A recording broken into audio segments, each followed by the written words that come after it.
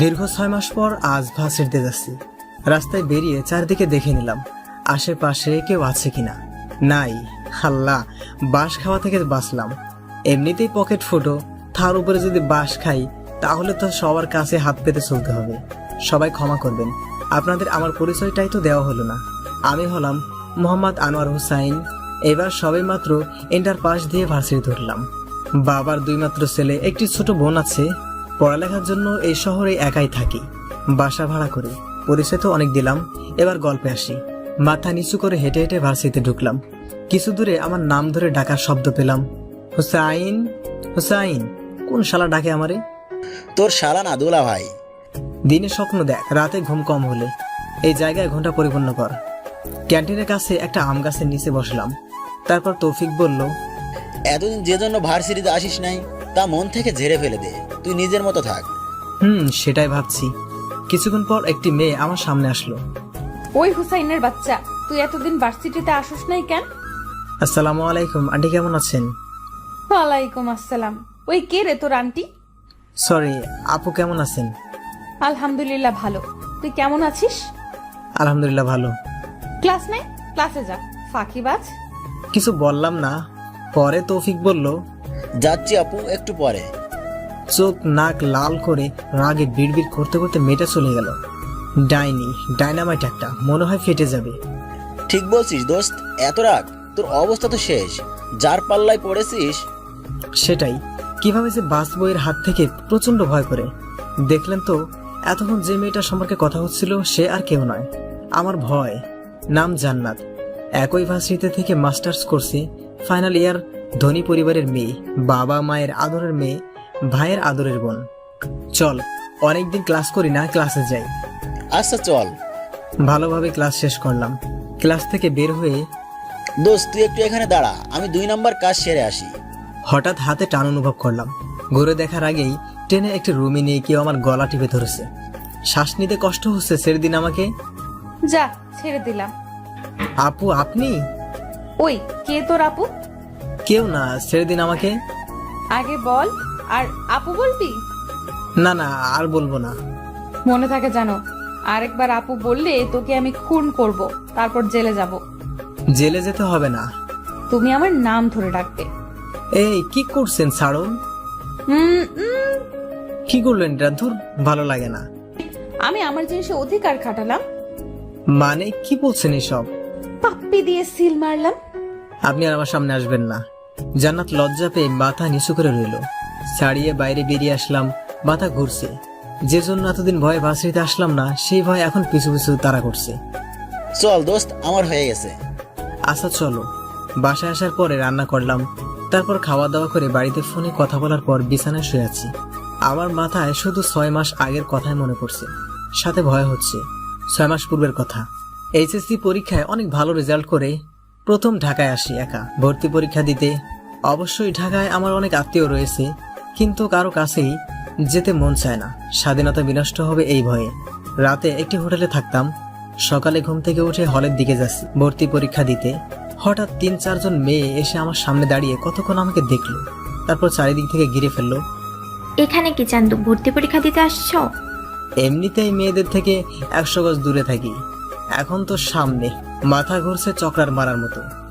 ওই ওই কি ভাবছিস? হ্যাঁ, জি না, না কিছু না। হ্যাঁ। ভয় পেয়েছে। চান্দু, মানিব্যাগ আছে, বের কর। জি আছে, কিন্তু বের করব কেন? আমি বলছি তাই বের করবি। দেখি দেখি। আমি কিছু বলতে পারছি না। মনে হয় কেউ মুখে সুপার গুলো লাগিয়ে দিয়েছে। মানিব্যাগ থেকে 200 টাকা বের করে মানিব্যাগটা ফেরত দিল। এই 200 টাকা তোর জরিমানা। কেন? আমার অপরাধ কি? গোপনে অপরাধটা বলা যাবে না। মেয়েগুলো টাকা নিয়ে কিছু দূরে থাকা ভিক্ষুকদের দান করতে লাগলো। দান করবে ভালো কথা, কিন্তু সেটা এইভাবে অন্য কারো কাছ থেকে টাকা হাইজ্যাক করে। মনে মনে ভাবলাম।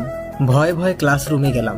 ক্লাসে যাওয়ার পর মাথা থেকে সব চিন্তা ফেলে একটা চিন্তায় রইল, কিভাবে এই ভার্সিটিতে চান্স পাবো।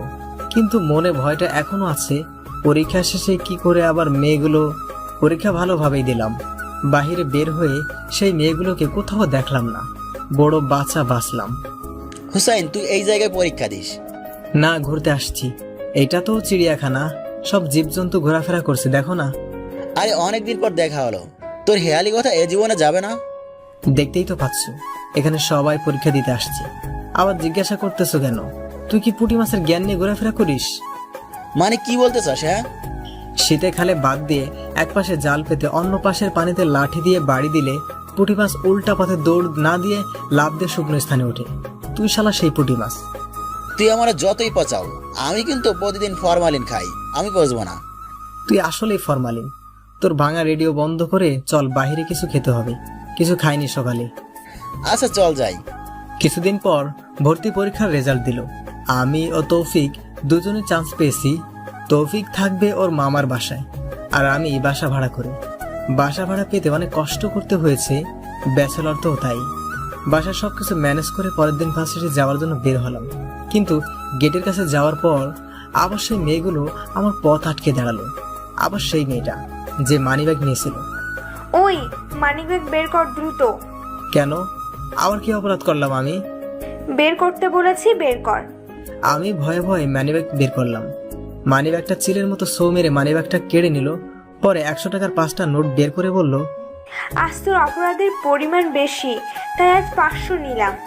কি অপরাধ সেটা তো বলবেন। না, সেটা গোপনীয় বলা যাবে না। আরে টাকা নিব নাকি? না না, আমি আর কথা বলবো না। মনে থাকে যেন। আমি কোনো কথা বললাম না। সেই দিনের মতো আজও আমার কাছ থেকে নেওয়া টাকা ভিক্ষুকদের দান করে দিল। মেয়েগুলো চলে যাওয়ার পর, হোসাইন, তুই এখানে দাঁড়িয়ে কি করছিস? না কিছু না, চল। তোর মন খারাপ কেন? তেমন কিছু না, চল বলছি। পরে তৌফিককে সবকিছু বললাম। হয়তো বড় অপরা র্যাগিং করছে। আরে তাহলে তো টাকা নিত না। ভাবিস না, একটু এড়িয়ে চললে ঠিক হয়ে যাবে। ঠিক হলেই ভালো, আল্লাহ জানে কি হয়। তারপর থেকে প্রতিদিন লেট করে ভার্সিটিতে যেতাম, এড়িয়ে চলা যাকে বলে, যার ফলে দেখা হতো না। এর মধ্যে বড় আপুগুলোর পরিচয় জানতে পেরেছি। সবাই আমার থেকে 6 বছরের সিনিয়র। হঠাৎ একদিন যেখানে বাঘের বাস সেখানে সন্ধ্যা হয়, এমনই ভার্সিটি গেট দিয়ে ঢুকতে যাব, সামনে দেখি হলুদ ড্রেস পরা বড় আপুর গ্যাংয়ের একজন দাঁড়িয়ে আছে। সে অন্য কেউ না, মানিব্যাগ ছিনতাইকারী জান্নাত। মনে হয় ভয়ে কলেজা পর্যন্ত ঠান্ডা হয়ে গেছে। হলদে পাখির ন্যায় ডানা উড়িয়ে সামনে এসে দাঁড়ালো। যেহেতু সে আমার সিনিয়র আপু, তাই সালাম দিলাম, আসসালামু আলাইকুম আপু। ওয়ালাইকুম আসসালাম। ঠাস ঠাস 2 গালে 2টা বাস পড়লো। একে তো ভয় পাই, তার উপরে আবার থাপ্পড় খেলাম, তাই মাথা নিচু করে আছি। মনে হয় চোখ দিয়ে আগুন বের হবে। ওই কে তোর আপু? আপনি আমার সিনিয়র, তাই তো আপু বলছি। আজ থেকে আমার নাম ধরে ডাকবি। আমার নাম ইফাতুল জান্নাত, আমাকে জান্নাত বলে ডাকবা। সূর্য আজ কোন দিক দিয়ে উঠলো, চারিদিকে তাকিয়ে মনে মনে ভাবছি, তুমি বলে ডাকছে, ব্যাপার কি? ডালমে কুছ কালা হে, বিড়বিড় করে বললাম। মানিব্যাগ আজ কথা বলা শেষ করতে দিলাম না, মানিব্যাগ এগিয়ে দিলাম। আজ তোমার কাছ থেকে টাকা নিতে চাইছিলাম না, যেহেতু মানিব্যাগ বের করেছো তাই 100 টাকা নিলাম। তাও ভালো, বড় ধরনের অর্থদণ্ড থেকে বাঁচলাম। আজ তোমার অপরাধের পরিমাণ কম, তাই। এই বলে জান্নাত আপু একটা মুচকি হাসি দিয়ে চলে গেল। অন্য দিনের মতো আমার থেকে হাইজ্যাককৃত টাকা ভিক্ষুকদের দিল, সাথে সে নিজের থেকে কিছু টাকা দিল। খেয়াল করলাম যতই দূরে যাচ্ছে হৃদয়ের কেমন একটা টান অনুভব হয়, মনে হয় ভয়ের কারণে। দৌড়ে আসার পরেও ক্লাসে লেট হয়ে গেল। স্যারের কাছে অনুমতি নিয়ে ঢুকলাম। তৌফিকের পাশে বসতেই, ওই বেটা, চিড়িয়াখানার বান্দর, তোর লেট হলো কেন? তোর জন্য কতক্ষণ চিড়িয়াখানায় দাঁড়িয়েছিলাম জানিস? আর বলিস না, চিড়িয়াখানার ডাইনি বুড়ি আজ ধরছে। তাছাড়া পেলি কিভাবে? আর কিভাবে, প্রতিদিন যেভাবে ছাড়ে। কিন্তু কিন্তু কি আদর করছে নাকি? ধুর, বদমাইশ। এই ছেলে, এটা কি মাছ বাজার পেয়েছো নাকি? তোমাদের বাসা কোথায়? আমি আর তৌফিক নিশ্চুপ। তারপর কিছু ডায়লগ, আরো অনেক কিছু বলছি, সব নাই বলি। ভার্সিটির ক্লাস শেষে বাসা, আর বাসা থেকে ভার্সিটি, এভাবে চলছে। পাশাপাশি জান্নাত আপুর অত্যাচার তো আছেই। এমনিতে ব্যাচেলর লাইফ, তার উপর বাবার টাকায় চলা, সাথে ডাইনি বুড়ির মানি ব্যাগ অত্যাচার। মাসের শেষে পকেটের অবস্থা করুন। সারাদিন যেভাবে কাটুক, রাতে বাড়িতে কথা না বলে থাকতে পারি না। আব্বুই প্রতিদিন ফোন দেয়, আসসালামু আলাইকুম আব্বু, কেমন আছো? ওয়ালাইকুম আসসালাম। আমি ভালো আছি, তুমি কেমন আছো বাবা? আলহামদুলিল্লাহ ভালো আছি আব্বু। বাড়ির সবাই কেমন আছে? আলহামদুলিল্লাহ ভালো। তা তোমার খবর কি? আজ ভার্সিটিতে গিয়েছো? হ্যাঁ গিয়েছি। কোনো সমস্যা আছে? তেমন কিছু না, তবে কিছু টাকা লাগবে। আচ্ছা, কাল বিকেলে পাঠিয়ে দেব, টেনশন করো না। ঠিক আছে, আরও অনেকক্ষণ সবার সাথে কথা বলে ঘুমিয়ে পড়লাম। সকালে যথারীতি ভার্সিটির উদ্দেশ্যে বের হলাম। ভার্সিটির সামনে এসে জান্নাত আপুর সাথে দেখা। আজ এত লেট কেন? এমনি, তাতে আপনার কি? পকেটে টাকা কম থাকার কারণে আজ হেঁটেই ভার্সিটিতে আসছি, তাই মাথা একটু গরম, সাথে একজনের উপরে রাগ আছে। মানে এসব কেমন কথা? মাথা নিচু করে আসছি ভয়ে, আবার কি করে ফেলে আল্লাহ জানে। মানিব্যাগ বের করো, আজ তোমার অপরাধের পরিমাণ অনেক বেশি। ভয়ে মানিব্যাগ বের করলাম, সাথে সাথে কেড়ে নিল। মাথা নিচু করে আমার টেনশন একটাই, যা টাকা আছে তা যদি নিয়ে নেয় তাহলে বিকাল পর্যন্ত চলবো কিভাবে। হঠাৎ চেন খোলার শব্দে সামনে তাকালাম, দেখে জান্নাত আপু তার পার্স ব্যাগ থেকে 2টি 500 টাকার নোট বের করে আমার মানিব্যাগে ঢুকিয়ে দিচ্ছে। আমি তো শুধু অবাক নয়, মনে মনে ইন্তেকাল করব। তারপর বেহেশতে বসে স্বপ্ন দেখছি। নাও তোমার মানিব্যাগ। আমাকে টাকা দিচ্ছেন কেন? আজকে এটাই তোমার শাস্তি।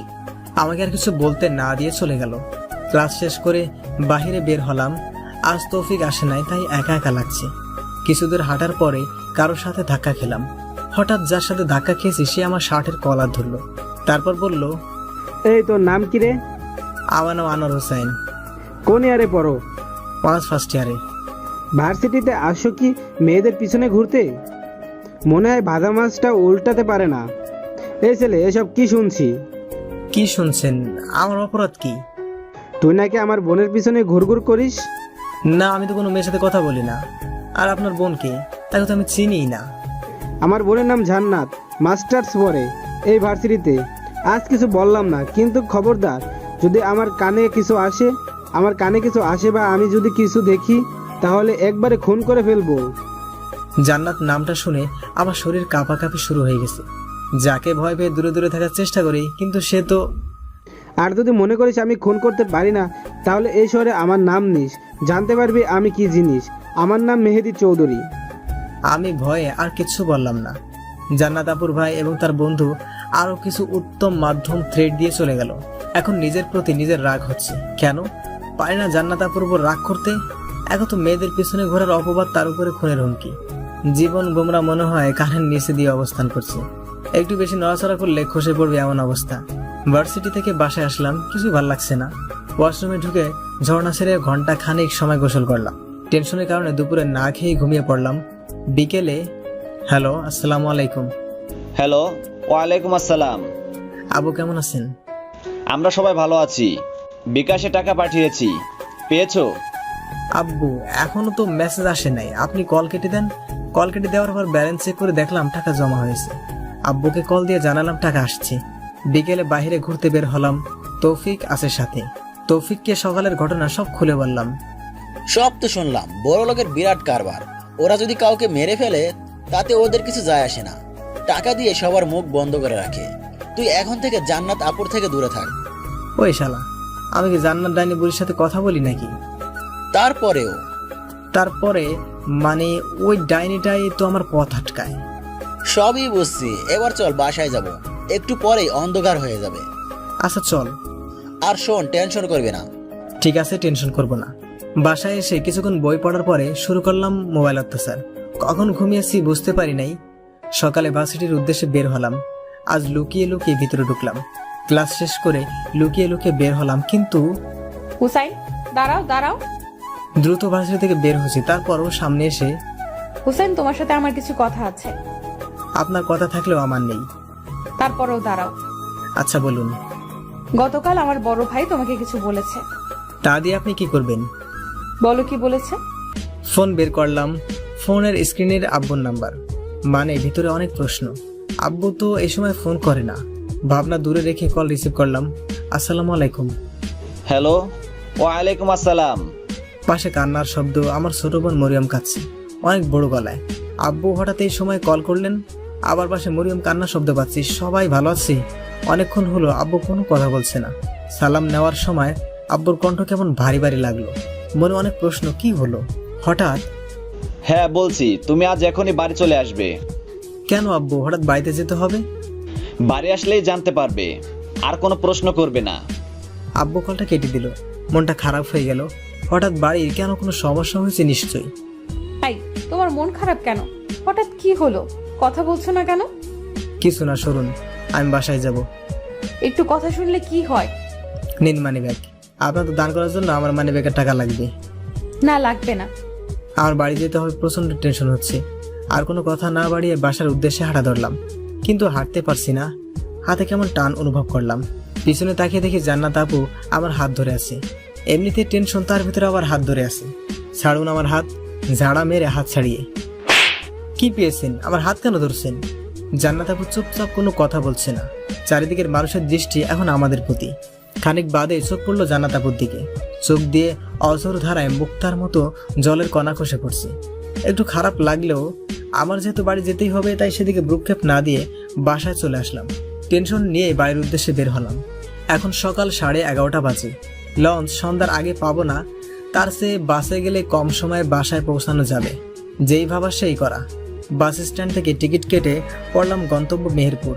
এতক্ষণে হয়তো বুঝতে পেরেছেন আমার বাড়ি কোথায়। মনে মনে অনেক যুদ্ধ চলছে। কি জন্য আব্বু বাড়ি যেতে বলল? গতকাল বিকেলেও তো কথা হলো, তখন তো কিছু বললো না। তাহলে বিকেল 5টার সময় বাসা থেকে নেমে রিক্সা নিয়ে বাড়ি যাচ্ছি। বাড়ির সামনে এসে মানুষের ভিড় দেখে ভয়টা এবার আরো গ্রাস করছে। রিক্সা ভাড়া মিটিয়ে ভিতরে ঢুকছি, হঠাৎ কেউ দৌড়ে এসে জড়িয়ে ধরে কান্না করছে। এমন ভাবে কাঁদছে মনে হয় তার কোনো আপনজন পৃথিবীর মায়া ত্যাগ করেছে। কি এভাবে কেউ জড়িয়ে ধরে? মাথাটা উঁচু করে দেখি মরিয়ম। তুই কাঁদছিস কেন? কি হয়েছে বল আমাকে। তোর কণ্ঠ ভাঙা কেন? কেঁদে চলছে বিরতিহীন ভাবে। বল আমাকে, কেউ কিছু বলেছে? ভাইয়া, দাদি আর নেই। কি বলিস কি? কষ্টে বুকটা ফেটে যাচ্ছে। এই জন্যই কেউ আমাকে জানায়নি আমার দাদু আমাকে ছেড়ে চলে গেছে। আমার দাদুর কিছু হতেই পারে না। কই আমার বউ, কই আমার বুড়ি? দাদিকে বউ আর বুড়ি বলে ডাকতাম। ভাইয়া, কেউ আর তোকে সাবেনা বলে ডাকবে না। আমি দাদিকে বউ ডাকতাম, আর দাদি স্বামী না ডেকে শর্ট করে শামেলা বলে ডাকতো। ভাইয়া, আমি এখন কার সাথে রাতে ঘুমাবো? ভাইয়া, কি আমাকে গল্প শোনাবে? আমি বংশের বড় নাতি, আমাকে নিয়ে সবাই মেতে থাকতো। দাদি তো আমাকে ছাড়া কোথাও যেত না। সেই দাদি আমাকে ছেড়ে চলে গেল। কেন গেলাম? ঢাকা। চোখ দিয়ে ফোঁটা ফোঁটা কষ্ট বের হচ্ছে। দাদি, তুমি তো বলছিলে আমাকে সাহেব হতে হবে, আর তুমি আমার বেগম হবে। নাতবো, আসলেও তুমি আমার বেগম থাকবে। তুমি তো আমাকে জোর করে ঢাকাতে পড়াইতে পাঠাইছো। ঘরে ঢুকে আমার চোখ পড়লো দাদির নিথর দেহের দিকে। আমাকে কেউ ধরে রাখতে পারছে না। কেঁদে কেঁদে দাদির দিকে যাচ্ছি। হোসাইন বাবা, একটু শোনো। তুই যদি এত ভেঙে পড়িস তাহলে মরিয়ামকে কে সামলাবে? মামা তো ঠিকই বলেছে, মরিয়মকে কি সামলাবে। মামা, মরিয়ম কই? আমার কাছে নিয়ে আসো। ভাইয়া, আমি মরিয়ম, এই মরিয়ম, কি হয়েছে? সকাল থেকেই কেঁদে যাচ্ছে, কিছু খায়নি, তাই হয়তো জ্ঞান হারিয়েছে। চোখের পানি ছিটিয়ে মরিয়মের জ্ঞান ফেরালাম। এই বুড়ি, আর কাঁদবি না। ভাইয়া। আব্বু দূর থেকে আমাদের দেখছে, কিন্তু কাঁদছে না, হয়তো মনের ভিতরে ঝড় বইছে। সন্ধ্যায় দাদিকে পারিবারিক কবরস্থানে রেখে এসেছি। বাড়ির সামনে বন্ধুদের সাথে কথা বলছিলাম, হঠাৎ বাড়ির ভিতরে কান্নার আওয়াজ পেয়ে ভিতরে গেলাম। দেখি আব্বু সারাদিনের কান্না ধরে রাখতে না পেরে মামা বলে ডাকছে আর কাঁদছে। আব্বু, এভাবে কেঁদো না, কাঁদলে কি দাদি ফিরে আসবে? আমার মনের ভিতরে কষ্ট, তবুও থামানোর চেষ্টা করেছে। কোনো কথাতেই থামছে না, কেউ পারছেও না কান্না থামাতে। কোনো উপায় না পেয়ে চারিদিকে মরিয়মকে খুঁজছি। মরিয়ম, এদিকে আয়। আব্বু, আজ থেকে এটা তোমার মা। মরিয়মকে এগিয়ে দিয়ে। মা, আমার মা। আব্বুর কান্না দেখে মরিয়মও জোরে জোরে কাঁদছে। মরিয়মের কান্না দেখে আব্বু কান্না বন্ধ করে মরিয়মকে থামানোয় ব্যস্ত। 2 দিন পরে দাদির নামে মিলাদ অনুষ্ঠানের আয়োজন করা হয়। আমি অনেক কেঁদেছি, কিন্তু লুকিয়ে লুকিয়ে। যে জায়গায় যাই সে জায়গায় দাদির মুখটা ভেসে আসে। দাদির মৃত্যুর 41 দিনের মাথায় আবার মিলাদ পড়ানো হয়। সবাই এখন মোটামুটি স্বাভাবিক আচরণ করছে। হুসাইন, তোমার সাথে একটু কথা ছিল। হ্যাঁ আব্বু, বলেন। বাবা, যে যাবার সে তো যাবেই। আল্লাহর সৃষ্টি সকলকে মৃত্যুর স্বাদ ভোগ করতে হবে। আমি চাই তুমি তোমার দাদির ইচ্ছা পূরণ করো। আচ্ছা আব্বু, কয়েকদিন পরে ঢাকা চলে যাব। কিছুদিন যাবৎ কেমন যেন মাঝে মাঝে মাথা ঘোরে, খাবার তেতো লাগে, রাত্রে জ্বর আসে। আমার শরীরের অবস্থা খারাপ দেখে হাসপাতালে ভর্তি করানো হয়েছে। অনেকগুলো টেস্ট করে ডাক্তার জানালো আমার জন্ডিস হয়ে টাইফয়েড জ্বরে রূপান্তরিত হয়েছে। দাদির মৃত্যু, টাইফয়েড, আরও বিভিন্ন কারণে ঢাকায় যেতে পারিনি। আজ রওনা করছি। আমার যাওয়ার কথা শুনে সবাই কাঁদছে। একজনকে সামলানো যাচ্ছে না, সে আর কেউ না, আমার আদরের ছোট বোন মরিয়ম। অনেক বুঝে বাসা থেকে বের হয়ে আমি বাড়ির সামনে আসলাম। দাদির কবর জিয়ারত করে পিছনে ঘুরে আব্বুকে জড়িয়ে ধরলাম। পাশেই আব্বু এবং মরিয়ম দাঁড়িয়েছিল। আমি আম্মুকে জড়িয়ে টপ টপ করে চোখের পানি ফেললাম। আম্মু, মরিয়মকে কখনো একা ছাড়বে না। ও তো দাদির সাথে বেশি থাকতো, তবে সব সময় তোমার সাথে রাখবে। আমি সেটা বুঝি, তোকে বলতে হবে না। সবার কাছ থেকে বিদায় নিয়ে মরিমার কাছে আসলাম। দুই গালে হাত দিয়ে মুখটা উঁচু করে কপালে চুমো দিলাম সাথে। তারপর বললাম, সব সময় আব্বু আমার কথা শুনবি, আর প্রতিদিন স্কুলে যাবি, ভালোভাবে পড়াশোনা করবি, ঠিক আছে? আচ্ছা ঠিক আছে, তুমি সাবধানে যাবে। মরিয়মের সাথে কথা বলে আর পিছনে না তাকিয়ে রিক্সা উঠলাম। আজ লঞ্চে যাব, তাই বিকেলে রওনা করছি। পরের দিন তৌফিককে কল করলাম। তৌফিক, আমি ঢাকা আসছি, বিকেলে একটু বাসায় আসবি। বিকেলে? আচ্ছা ঠিক আছে, আসবো বিকেলে। শোন, অনেকদিন ভার্সিটিতে যাই না। এতদিন কি পড়ানো হয়েছে জানি না। নোটসগুলো যদি কালকে দিতি তাহলে ভালো হতো। এইভাবে বলছিস কেন? তুই বললেই তো নোটসগুলো হাজির করে দিতাম। আচ্ছা রাগ করিস না, কালকে ভার্সিটিতে যাব। ভুলেও ভার্সিটির কথা মুখে আনিস না। কেন, কি হয়েছে? শালা, আমি এতদিন কি জ্বালাইছিলাম তা আমি নিজেই জানি। জান্নাত আপু তো তুই বাড়ি যাওয়ার পর থেকে জিজ্ঞাসা করছে তুই কোথায়, আসবি কবে। প্রথম তো দাদির কথা বলে পার পেতাম, এখন তো প্রতিদিন যথারীতি হুমকি দেয়। কি হুমকি দেয়? কি বলছে তাহলে শোন। ওই তৌফিকের বাচ্চা হোসাইন কই, আসবে কবে, সত্য করে বল, না হলে তোরে কুচি কুচি করে কেটে ডাস্টবিনে ফেলে রাখবো। আর হুসাইনের যদি পাই, ওরে আমি কাঁচা চিবিয়ে খাবো। কোন রাক্ষসীর পাল্লায় পড়লাম দোস্ত? তাই তো বলি, আপাতত তোর ভার্সিটিতে যেতে হবে না। যা নোটস লাগবে আমি এনে দেবো, পরিস্থিতি বুঝে তারপরে ভার্সিটিতে যাবি। আচ্ছা তাই করব। ভয় থেকে লুকিয়ে লুকিয়ে কাটিয়ে দিলাম অনেকটা দিন। হঠাৎ একদিন বিকেলে তৌফিক বাসায় আসলো। দোস্ত, একটা দুঃসংবাদ আছে। কি বল তাড়াতাড়ি। তুই যেটা ভাবছিস সেটা নয়। শালা বনিতা না করে তাড়াতাড়ি বল। আসলে আজ ভার্সিটির নোটিশ বোর্ডে দেখলাম 50% উপস্থিতি না থাকলে ফর্ম ফিল আপ করতে দিবে না। শালা এতদিন ছিলাম ট্যামের উপর, এখন বিস্ফোড়া। কি বলছিস উল্টাপাল্টা? বিস্ফোড়া পেকে গেছে, কিছু একটা তো করতেই হবে। ফাটিয়ে ফেল। শালা মজা নাও, আমি বাঁচি না আমার জ্বালায় আরো হাসছি। মারিস না, ব্যথা পাই। এবার জান্নাত আপুর সাথে বোঝাপড়া করতেই হবে। আমাকে এখন প্রতিদিন ভার্সিটিতে যেতেই হবে, নয়তো পরীক্ষা দিতে পারবো না। আমি গেলাম, সন্দেহ হয়ে গেছে। এই ছিল 6 মাস পূর্বের ঘটনা। এবার বাস্তবে আসি। অনেক তো মনের ভিতরে লুকিয়ে থাকা গোপন স্মৃতি কান পেতে শুনলেন। এবার বর্তমান কি হয় সেটাই দেখার পালা। দেখবেন তো নাকি পালিয়ে যাবেন। সন্ধ্যার সময় হালকা কিছু রান্না করে খেয়ে নিলাম। সবাই বলে বাঁচতে হলে জানতে হবে, আমি বলি বাঁচতে হলে খেতে হবে। রাতে আব্বুর সাথে কথা বলে ঘুমিয়ে পড়লাম। পরের দিন সকালে বাসা থেকে বের হয়ে একটি রিক্সা নিলাম, কিন্তু কিছু দূর যাওয়ার পর রিক্সার টায়ার ব্লাস্ট হয়ে গেল। কোনো উপায় না পেয়ে হেঁটে হেঁটে ভার্সিটির সামনে গেছিলাম। এমনিতেই হেঁটে হাঁপিয়ে মাথা গরম, তার ভিতরে যথারীতি আমার ভয় জান্নাত আপুর সামনে এসে দাঁড়ালো। আবার আপনি? হ্যাঁ আমি। কোনো সমস্যা? অনেক সমস্যা। আপনি আর আমার সামনে আসবেন না। আসবো কি আসবো না সেটা আমি বুঝবো। কেন আসবেন না তা তো জানি, টাকা লাগবে, তাই তো নিন টাকা। চমকে উঠলো, সাথে অসহায়ের মতো তাকিয়ে, লাগবে না আমার টাকা। তারপরেও বলছি, আজকের পর থেকে আপনি পথে আসবেন না। আসবো। আসলে কি করবি তুই? আপনাকে কিছু বলতে পারবো না, কিন্তু একটা কাজ করতে পারবো। কি কাজ করতে পারবি? এই ভার্সিটি থেকে চলে যাব। জান্নাত আপুর দিকে তাকিয়ে বুঝলাম সে চমকের শিখরে পৌঁছে গিয়েছে। প্রায় 2 মিনিট নীরবতা পালন করে বলল, আমি সামনে আসবো না, তবে 2টা শর্ত আছে, মানলে আসবো না। আমি কেন আপনার শর্ত মানতে যাব? শর্ত না মানলে নাই, আমিও সামনে আসবো, কথা বলবো। আচ্ছা, আগে শর্ত বলুন, তারপরে দেখি মানবো কিনা। 1, কোনো মেয়ের দিকে তাকানো ও কথা বলা যাবে না। 2, ভার্সিটি থেকে কোথাও যাওয়া যাবে না। এমনিতেও আমি কোনো মেয়ের দিকে তাকাই না, কথা বলা তো দূরের থাক। আর এই ভার্সিটি থেকে কখনোই যাব না। এটা কোনো শর্ত? মনে মনে বললাম। কোনো কিছু না ভেবেই বললাম, আমি আপনার 2টো নয় 3টে শর্তেই রাজি। 3টা শর্ত মানে? 1-এর ভিতর 2। আচ্ছা আপনি খুঁজুন, আমি আসি। আর আমার শর্ত মনে থাকে যেন। ঠিক আছে, যদি শর্ত ভঙ্গ করো তাহলে তোর খবর আছে। তোর একদিন কি আমার যতদিন লাগে। জান্নাত আপু মন খারাপ করে চলে গেল, আর আমি ক্লাসে গেলাম। কি রে হুসাইন, আজ এত লেট কেন?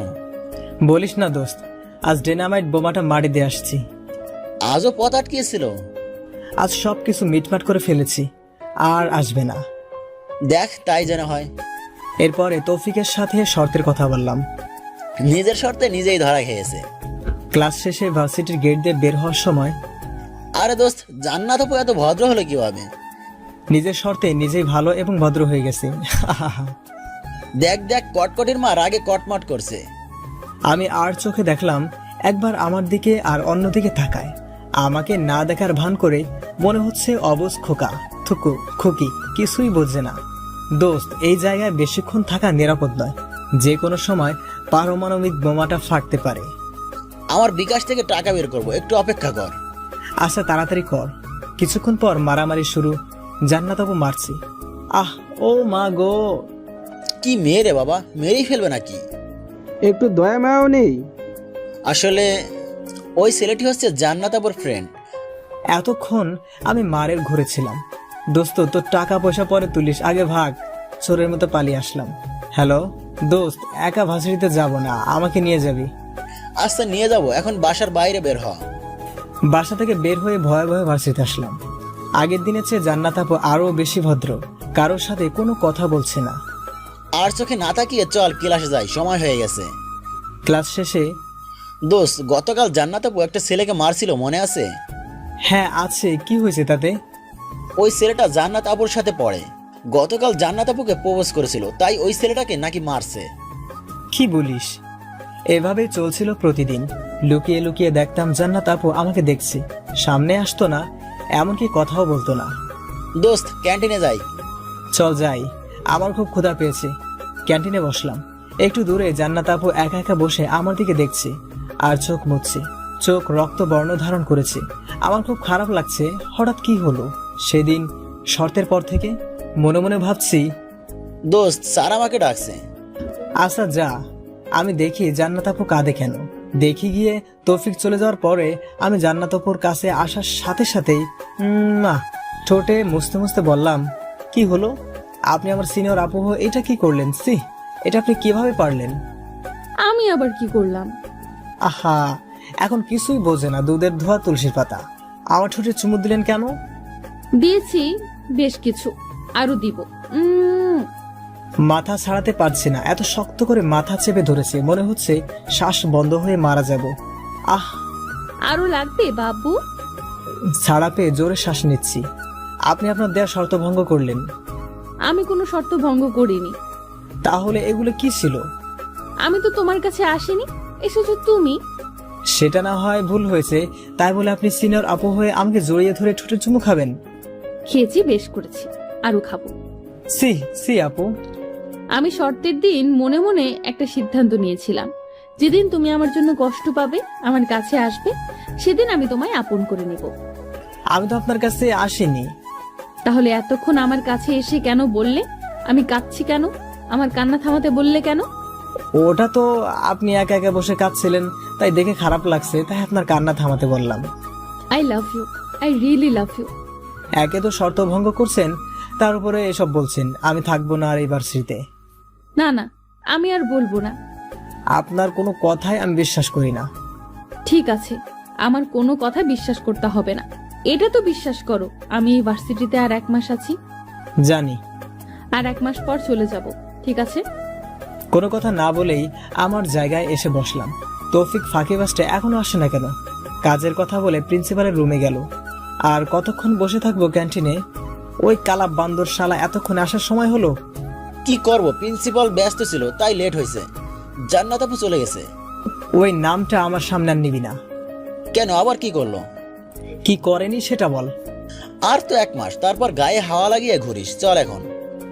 চলেন মশাই। 1 মাস ভার্সিটি আসতে যেতে সময় হয়ে গেছে। কয়েকদিন যাবৎ লক্ষ্য করছি জান্নাত আপু বারবার সামনে আসে, কিন্তু কোনো কথা না বলে মুচকি হাসি দিয়ে চলে যায়। আজ জান্নাত আপুর বিদায় নিয়ে চলে গেছে, সাথে আমার ভয়টাও অনেক ক্লান্ত থাকার কারণে সন্ধ্যায় ঘুমিয়ে গেছে। আম্মু আসসালামু আলাইকুম। ওয়ালাইকুম আসসালাম। আম্মু কেমন আছো? বাড়ির সবাই কেমন আছে? হ্যাঁ, সবাই ভালো আছে। একটা কথা শোন, আমার চাচাতো ভাইয়ের মেয়ে বিদেশ থেকে এসে তোর ভার্সিটিতে ভর্তি হবে। বাবা একটু সাথে থাকিস। আম্মু ঠিক আছে, থাকবো। আমার নাম্বারটা দিয়ে দিও। আচ্ছা। আমরা মধ্যবিত্ত হলেও আম্মুর বাবার বাড়ির সবাই অনেক টাকাওয়ালার মালিক।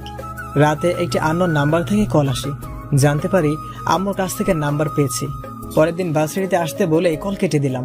সকালে সমানভাবে বিভিন্ন প্রসাধনী মেখে ভার্সিটির সামনে গেলাম। এমনিতে কিছু মাখি না, কিন্তু আজ নতুন কারোর সাথে দেখা করতে যাব, তাই যাতে খ্যাত না বলে। অনেক খোঁজার পরে পেলাম। দেখতে মাশাল্লাহ, চোখ ফেরানো যায় না, মুখ থেকে কোনো কথা বের হচ্ছে না। হ্যালো, আমি সিদ্ধাতুল মুনতাহা। আমাকে মুনতাহা আপু বলে ডাকতে পারো। মুনতাহা আপু কেন ডাকবো? কারণ আমার ডাক নাম মুনতাহা, আর আমি তোমার সিনিয়র। ওহ, এত সিনিয়র আপুরাই কেন আমার ভাগ্যে পড়ে? জুনিয়র কি আদৌ জুটবে না? আচ্ছা, জান্নাত আপু তো তাকে আপু বলতাম, দেখে সে রেগে যেত, সে আমাকে জান্নাত বলে ডাকতে বলতো, তাহলে কি সে আমাকে সত্যি সত্যি ভালোবাসে? এই ছেলে, কি ভাবছো? না না, কিছু না, চলুন আপু, আপনার ভর্তির কাজ কমপ্লিট করি। হ্যাঁ, চলো যাই। ভর্তির কাজ শেষ করে মুনতাহা আপুকে নিয়ে পুরো ভার্সিটি ঘুরিয়ে দেখালাম। চল আমার সাথে। কোথায় যাব? আমার বাসায়। বাবা আমার থাকার জন্য নতুন ফ্ল্যাট কিনেছে, সেটা গোছাতে একটু সহযোগিতা করবে। কোনো কথা না বলে মুনতাহা আপুর সাথে বাসায় চলে আসলাম। গাড়ি থেকে নেমে হাঁটছি বাসার ভিতরে ঢোকার জন্য, কিন্তু একটা বিষয় মনে খসখস করছে, কেউ একজন আমার দিকে দেখছে। চারিদিকে তাকিয়ে দেখতে পেলাম না। মুনতাহা আপুর ফ্ল্যাট গুছিয়ে দিয়ে দুপুরে তার বাসায় খেয়ে বিকেলে বাসায় আসলাম। পরের দিন যথারীতি ভার্সিটিতে আসলাম। মুনতাহা আপুর সাথে তৌফিকের পরিচয় করিয়ে দিলাম। তারপর তৌফিকের কাজের কথা বলে চলে গেল। সময় কাটানোর জন্য আমি এবং মুনতাহা আপু বসেছিলাম। আজও মনে হচ্ছে কেউ পিছনে আছে, কেউ আমাদের ফলো করছে। তাহলে কি মুনতাহা আপু কাউকে সন্দেহ হওয়ার কারণে পিছনে দেখলাম? দূরে কেউ একজন আমাদের দেখছে, একটা ছেলে। কেউ কি মুনতাহা আপুর পিছু নিয়েছে? আসতেও পারে, তার বাবা অনেক সম্পদশালী, তাছাড়া সে দেখতে মাশাল্লাহ চাঁদের পরীর মতো, কি সফট তার অধর। আমি কি ভাবছি? আপু চলো বাসায় যাব। আর একটু থাকি, ভালোই তো লাগছে। একটু বসার পরে আমি মুনতাহা আপুকে তার বাসায় রেখে আমাদের বাসা থেকে যাচ্ছি, কিন্তু আবারও কি আমাকে ফলো করছে। পিছনে ঘুরে দেখি সেই ছেলেটা আমার পিছনে। ভয়ে শরীর থেকে ঘাম ঝরছে। আমাকে সে মারবে না তো? কেন আমাকে ফলো করছে? উল্টা পাল্টা অনেক কিছু ভাবলাম। ভাবতেই ভাবতেই বাসার ভিতরে ঢুকে গেলাম। ভয়ে ভয়ে নির্ঘুম রাত পার করছি। সকালে ভার্সিটির সামনে আসার পর সেই ছেলেটির সাথে আরো কয়েকটা ছেলে আমার সামনে দাঁড়ালো। এই তুই দাঁড়া, তোর সাথে কথা আছে। আমি কিছু করিনি, আমাকে যেতে দিন। তোর সাথের মেয়েটার নাম কি? তা দিয়ে কি করবেন? যেটা জানতে চাইলাম সেটা বল, নয়তো তোর কপালে খারাপই আছে। মুনতাহা। তোর কি হয়? আপু হয়, মামাতো বোন। যা হয় হোক, ওর থেকে 3 হাত দূরে থাকবি, নয়তো তোকে ভ্যানিশ করে দেব। আমার আপুর সাথে আমি থাকবো। তোকে কি বলি কানে যায় না, নাকি মারের প্রয়োজন? আমি তো ঘেমে শেষ, মানে জ্ঞান হারালাম ভয়ে। জ্ঞান ফিরে দেখি আমি বাসায়, মানে আমি এতক্ষণ ঘুমিয়েছিলাম। চারিদিকে হালকা আলো চোখে পড়ছে। ঘড়ির দিকে চোখ পড়লো 5:30, মানে সকাল। এতক্ষণ আমি স্বপ্ন দেখছি? স্বপ্ন আবার সত্যি হবে না তো? ভার্সিটি যাচ্ছি, আজ ভয়ের পরিমাণ অনেক বেশি স্বপ্নের কারণে। ভার্সিটিতে পৌঁছে সামনেই ছেলেটাকে দেখতে পেলাম। তখনই হুসাইন, বাসায় আসলি না কেন? ঘুম থেকে উঠতে লেট হয়েছে তাই। বুঝলাম, ফোন তো দিতে পারতি। এমনি দেইনি। চল ক্যান্টিনে যাব, সকালে কিছু খাইনি। ছেলেটার দিকে তাকিয়ে দেখলাম চোখ বড় বড় করে আমাদের দিকে দেখছে। আমার মনে শুধু স্বপ্নের ভয়। ক্যান্টিনের কাছে তৌফিকের সাথে দেখা। হোসাইন, কখন আসলি? অনেকক্ষণ হলো গেটের কাছে ছিলাম, চল ক্যান্টিনে যাই। আচ্ছা চল। ক্যান্টিনে বসার পরে একটি মেয়ে আসলো। মেয়েটি বলল, হ্যালো, আমি মিতু। হাই, আমরা তৌফিক, মুনতাহা আর হুসাইন। আপনার নাম কি? তা হবে কেন, আমার নাম হুসাইন। তাহলে যে বললেন আমি হুসাইন, বললেন যে? আমি বাদ দিয়ে শুধু হুসাইন, সবাই একসাথে হেসে দিল। তা তুমি কোন ইয়ারে পড়ো? আমি ফার্স্ট ইয়ারে পড়ি। আপনারা? আমরা সেকেন্ড ইয়ার। মুনতাহা আপু 4th ইয়ার। আসলে আমি নতুন, তাছাড়া কোনো বন্ধু নাই, তাই আপনাদের সাথে পরিচিত হতে আসলাম। আমাদের সাথে কথা বলতে গেলে আপনি আপনি করতে পারবে না, তুমি করে বলতে হবে। আচ্ছা বলবো। দোস্ত, আজ আমাদের ডিপার্টমেন্টে নতুন লেকচারার আসবে। শুনলাম সে নাকি অনেক স্ট্রিক্ট। চল ক্লাসে যাই, নয়তো প্রথম দিন আমাদের না আবার শুলে চড়ায়। নতুন লেকচারার পুরুষ নাকি মহিলা তা জানি না। চল যাই। আপু, আমরা ক্লাসে গেলাম। মিতু গেলাম। বিতু তৌফিকের দিকে তাকাতেই তৌফিক লজ্জায় মাথা নিচু করে ক্লাসের দিকে হাঁটা ধরলো। ব্যাপার কি, আজ এত লজ্জা? কিছু না, ছেলেদের লজ্জা থাকতে নেই। আসলে আমি মিতুর উপর ক্রাশ খেয়েছি। আবার লজ্জা পাচ্ছিস? শালা, ক্রাশ নামক পোকাটা খাওয়ার আগে তোমার লজ্জা কোথায় ছিল? কিরাস পোকা মানে? কিছু না, চল ক্লাসে যাই। দোস্ত, আমাকে একটু সহযোগিতা করবি? তা তোকে বলতে হবে না, চল। ক্লাসে এসে নতুন লেকচারার এর অপেক্ষায় বসে আছি। সবার দৃষ্টি দরজার দিকে। হঠাৎ প্রিন্সিপাল স্যারের সাথে একজন মহিলা বোরকা পরে ভিতরে প্রবেশ করলো। এই হলো তোমাদের নতুন লেকচারার মিস জান্নাত চৌধুরী। হ্যালো ম্যাম, অনেকেই বলল। হ্যালো, আমি তোমাদের ইংলিশ লেকচার দেব। তোমরা ক্লাস করো, আমি আসি। শুরু করা যাক। জি ma'am. Hey you, what's your name? My name is MD Anwar Hossain. ও, সে business and communication rules.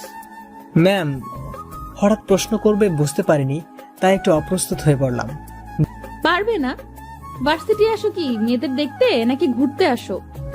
Madam, Hossain এরকম ছেলে না। তোমাকে সাফাই গাইতে হবে না। জি ম্যাম। আর তুমি দাঁড়িয়ে থাকো, ক্লাস শেষ করে আমার সাথে দেখা করবে। জি ম্যাম। ক্লাস শেষ করে নতুন ম্যাডামকে খুঁজছি। অবশেষে তার ক্যাবিনের সামনে গিয়ে, may I coming ma'am? Yes, coming, sit down. না, ঠিক আছে ম্যাম। তোমাকে বসতে বলেছি, বসবে। সারা ক্লাস টাইম তো দাঁড়িয়েছিলে।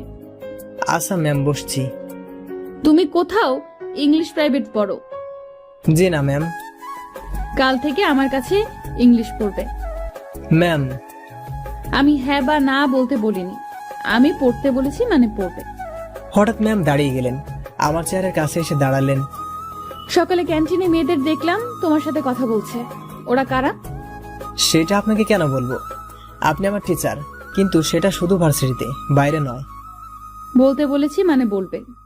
ভয়ে একটু সরে দাঁড়ালাম। ম্যাম, একজন 4th ইয়ারে পড়ে, আরেকজন 1st ইয়ারে। তাহলে তুমি বড় আপু আর ছোট আপুদের সাথে প্রেম করে বেড়াও? কি বলছেন ম্যাম? মুনতাহা আপু আমার মামাতো বোন, আর মিতু আমার ছোট বোনের মতো। তাহলে আমি কে? ধাক্কাটা জোরে দেওয়ার কারণে দেওয়ালের সাথে ঠেকালাম। ম্যাম, ম্যাডাম আস্তে করে মুখোশ করে ফেললো। কিছু বলার আগেই আমার দুই সাইডে 2 হাত দিয়ে আটকে দিল। জান্নাত আপু, আপনি? কেন, অন্য কাউকে আশা করেছিলে? আমি ছাড়া তোমার উপরে কারো অধিকার নেই। কি করছেন? ছাড়েন আমাকে। আর কোনো কথা বলতে দিল না, তার 2 ঠোঁট দিয়ে আমার ঠোঁট আটকে দিল। চুমুতে চুমুতে ভরিয়ে দিল। প্রায় 10 মিনিট পর আমাকে ছাড়লো। ছাড়া পেয়ে শ্বাস নিতে কষ্ট হচ্ছে। শ্বাস নিতে পারছি। জান্নাত আপু আমার অবস্থা দেখে আর থাকতে পারলেন না। আবারও তার ঠোঁট আমার ঠোঁটের সাথে মিশিয়ে তার নিঃশ্বাসে আমার ভিতরে দিতে লাগলেন। 5 মিনিট পর আমাকে ছাড়লেন। এখন আমি মোটামুটি স্বাভাবিক। কি করলেন? এটা আমাকে মেরে ফেলবেন নাকি? হাত দিয়ে মুখ চেপে ধরে বললেন, জীবনে আর মরার কথা বলবে না। তোমার কিছু হলে আমার কি হবে? ধুর। আর দাঁড়িয়ে না থেকে বাসার উদ্দেশ্যে বের হলাম। পরের দিন ভার্সিটির ক্লাস শেষে পিয়ন দিয়ে নতুন ম্যাডাম জান্নাত আপু আমাকে ডেকে পাঠালেন। না গেলে অনেক অত্যাচার করবে, এই ভয়ে তার ক্যাবিনে গেলাম।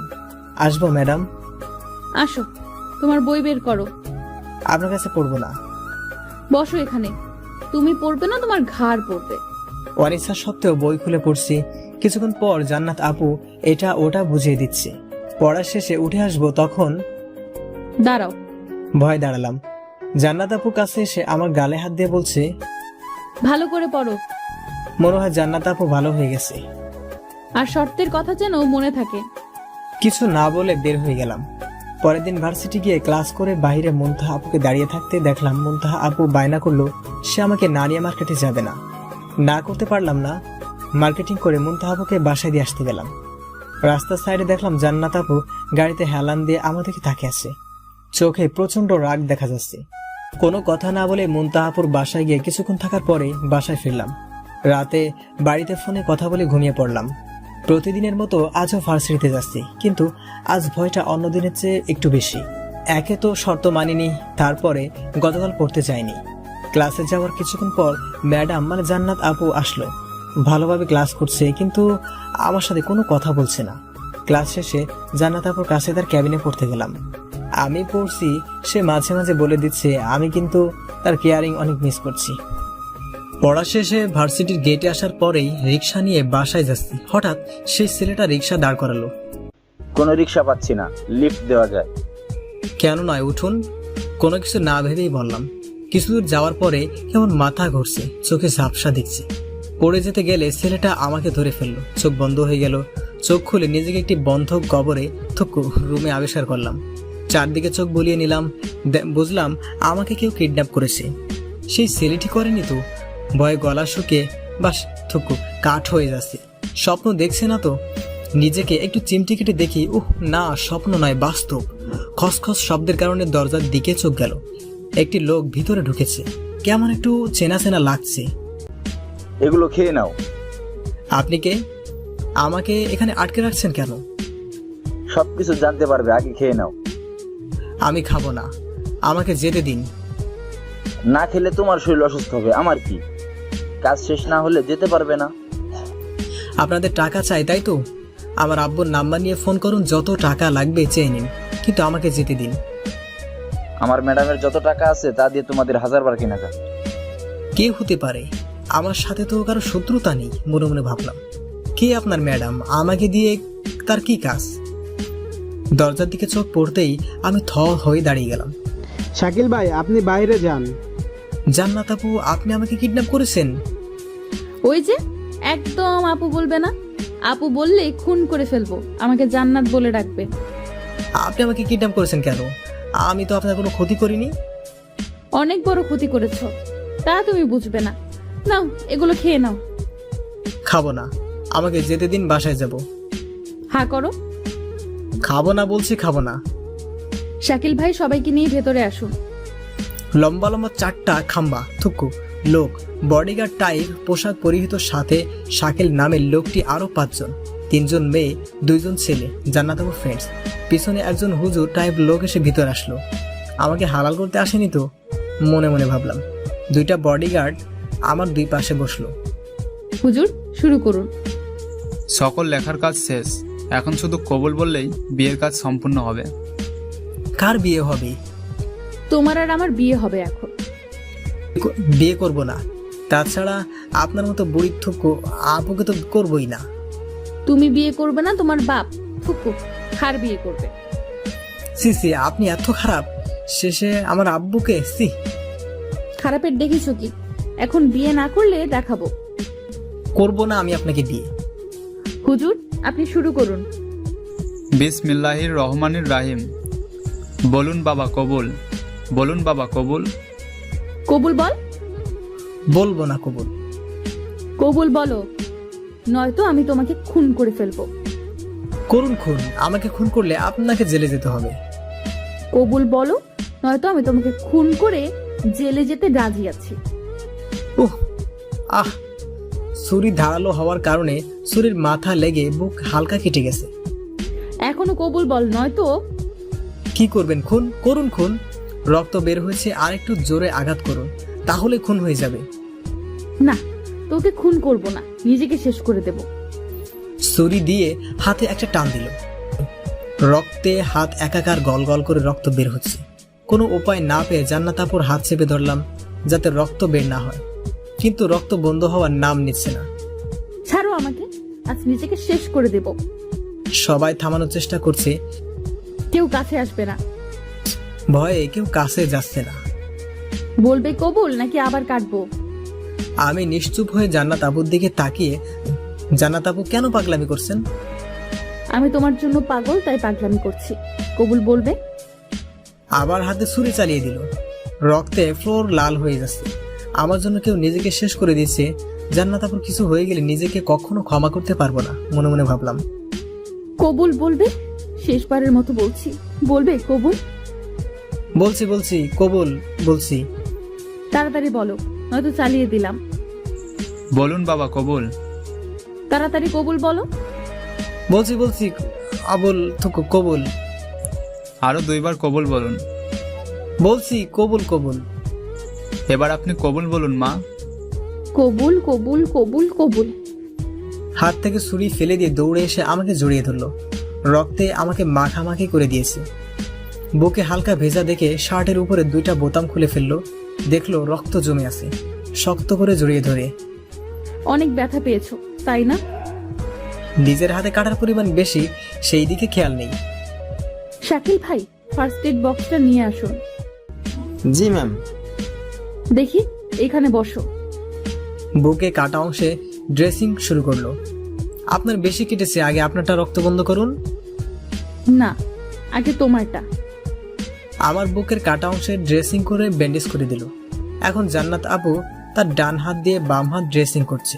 ড্রেসিং করার পরে ব্যান্ডেজ করার চেষ্টা করছে, কিন্তু পারছে না। কোনো উপায় না পেয়ে, আপু আমার কাছে দিন, আমি ব্যান্ডেজ করে দিচ্ছি। কে তোমার আপু? কেন, আপনি? রাগের সাপের মতো ফোঁস করছে, কিছু বলছে না। নিন, ব্যান্ডেজ করা শেষ। আর কিছু বলতে দিল না, ধাক্কা দিয়ে খাটের উপর ফেলে দিল। অনবরত গালে, কপালে, নাকে, মুখে চুমু দিয়ে যাচ্ছে। শেষে ঠোঁটে চুমু দিয়ে কামড়ে দিল। এবার বলো, আর আপু বলবে? আপনি তো আমার সিনিয়র, 6 বছরের বড়।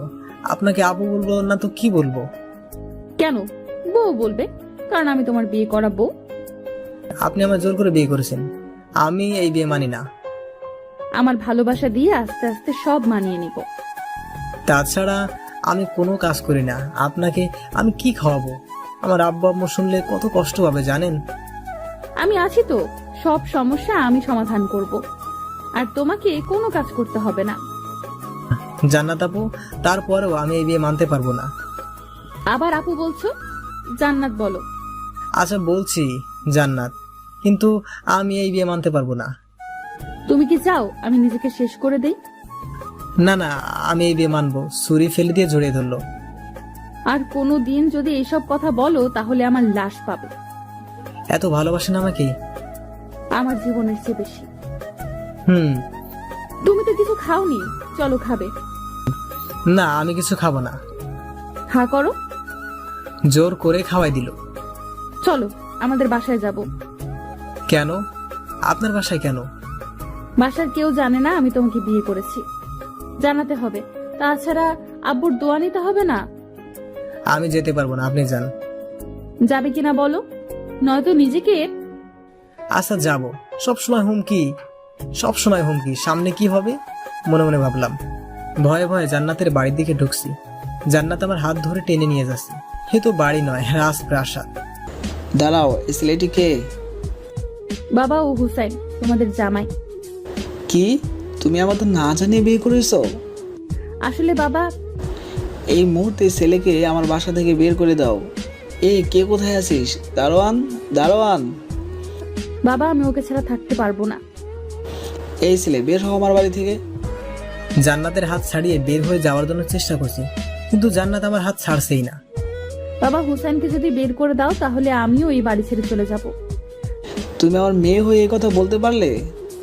তুমি যদি এই ছেলেকে ছাড়তে না পারো তাহলে আমি তোমাকে ত্যায্যপুত্র করব। তুমি আমার প্রপার্টির কোনো কিছুই পাবে না। বাবা, তুমি এই কথা বলতে পারলে? আমি না তোমার আদরের প্রিন্সেস? এই তোমার ভালোবাসা বাবা? বের হয়ে যাও আমার বাড়ি থেকে। দারোয়ান, এদের আমার বাড়ি থেকে ঘাড় ধাক্কা দিয়ে বের করে দাও। বাবা, বেরিয়ে যাও আমার বাড়ি থেকে। তোমাদের আমি যেন আমার বাড়ির আশেপাশে না দেখি। জান্নাত আপু, আপনি থাকুন, আমি চলে যাই। আমার জন্য আপনাদের ভিতরে সমস্যা কেন করবেন? চুপ, একদম চুপ। আর একটা কথা বলবে না। জি স্যার। গার্ডের আসলো। এদের ঘাড় ধাক্কা দিয়ে বের করে দাও। জি স্যার। তোমরা পারবে না, তাহলে আমি বের করছি। জান্নাতের মা এতক্ষণ ধরে চুপ করে আছে, কিছু বলছে না। স্বামীকে অনেক ভয় পায়। জান্নাতের বাবা আমার শার্টের কলার এবং জান্নাতের হাত ধরে টানতে টানতে বের করে দিয়ে দরজা আটকে দিল। বাবা, তুমি এটা কিভাবে করলে বাবা? উঠুন, আপনি এখানে থাকলেই পারতেন। তুমি আবার কথা বলছো? আমি আর আপনার সাথে খেলবো না, আমার সব খেলনা ফিরিয়ে দেন। তা কেন খেলবে না? আপনি আমাকে সবসময় ধমক দেন, তাই। ওলে আমার পিচ্চি জামাইটা রাগ করেছে। এখন আপনি কোথায় যাবেন, কোথায় থাকবেন? কোথাও যাব না। তাহলে কি এখানে, মানে রাস্তায় থাকবেন? কেন, তুমি যেখানে থাকবে আমিও সেখানে থাকবো। না, আপনাকে আমার সাথে নেব না। তুমি আমাকে তোমার সঙ্গে নিতে বাধ্য, কারণ আমি তোমার বিয়ে করাবো। আমি এই বিয়ে মানতে পারবো না। জান্নাত আপু দৌড়ে রাস্তার মাঝখানে চলে গেল। কি করছেন? আমি তোমাকে ছাড়া বাঁচতে চাই না। কিছুক্ষণ ভেবে, ঠিক আছে, আপনি আমার সাথে থাকবেন, কিন্তু আমি যেখানে থাকি সেখানে আপনাকে নিয়ে থাকা যাবে না। কেন? তুমি থাকতে পারলে আমি কেন পারবো না? কারণ যারা থাকে সকলে ব্যাচেলর। আচ্ছা, আগে তোমার বাসায় চলো, তারপর নতুন বাসা বের করা যাবে। আসুন আমার সাথে, একটা সিএনজি নিয়ে বাসার সামনে আসলাম। এতক্ষণে সন্ধ্যা হয়েছে। বাসার ভিতরে ঢুকে বাড়িওয়ালার ফ্ল্যাটে গেলাম। পরিচয় করিয়ে দেওয়ার পর বাসা ছাড়ার কথা বললাম।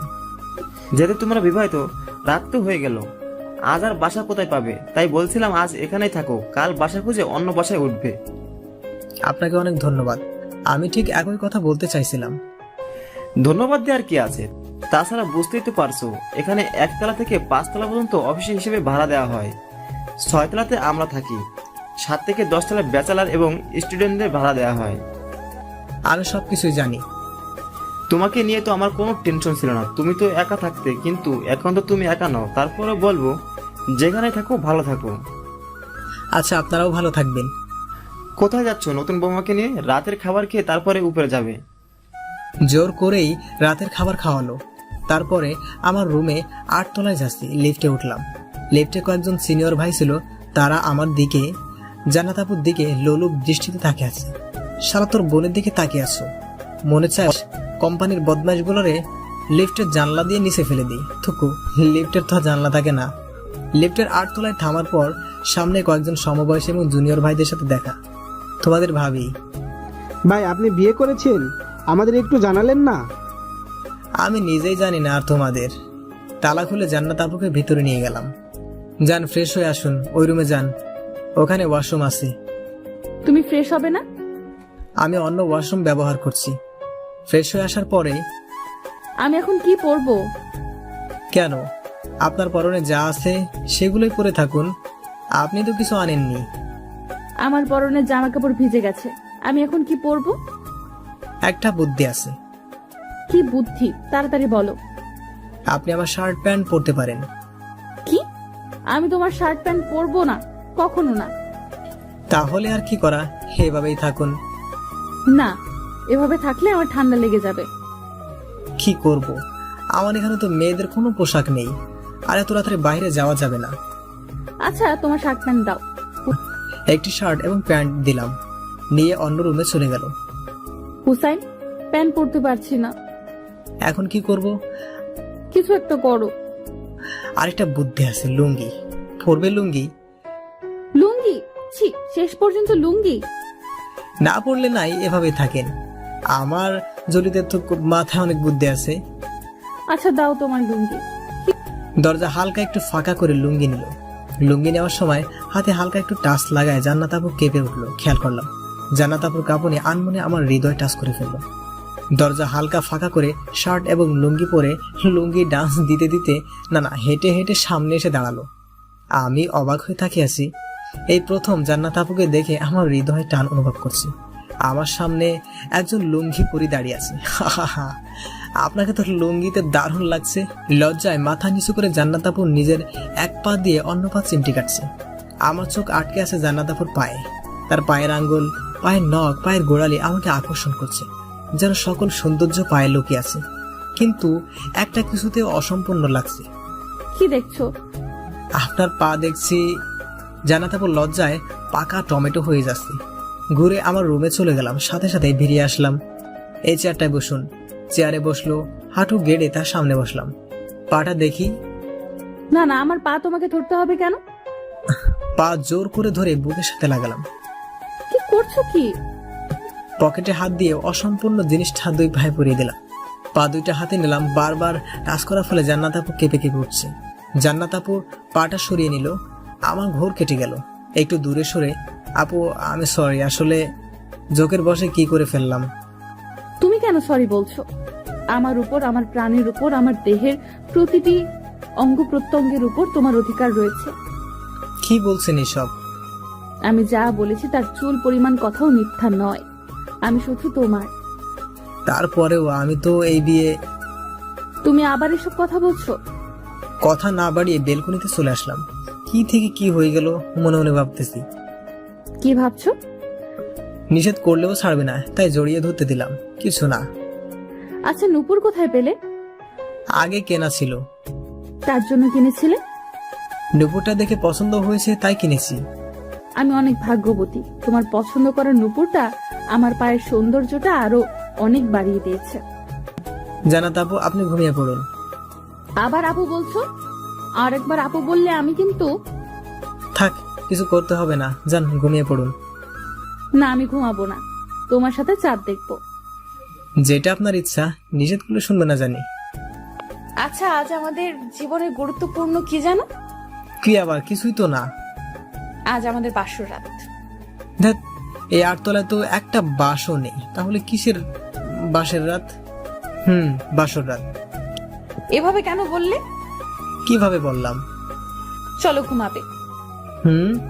রুমে আসার পরে জান্নাত, তুমি খাটে ঘুমিয়ে পড়ো, আমি অন্য রুমে ঘুমাবো। তুমি কি চাও বলো? তোমাকে না পেয়ে নিজেকে শেষ করে দেই? না, আমি তা চাই না। তাহলে নামাজ পড়ে চুপ করে শুয়ে পড়ো। আচ্ছা। নামাজ পড়ে খাটের এক কর্নারে শুয়ে পড়লাম। কিছুক্ষণ পর অনুভব করলাম জান্নাত আমার পাশে শুয়েছে।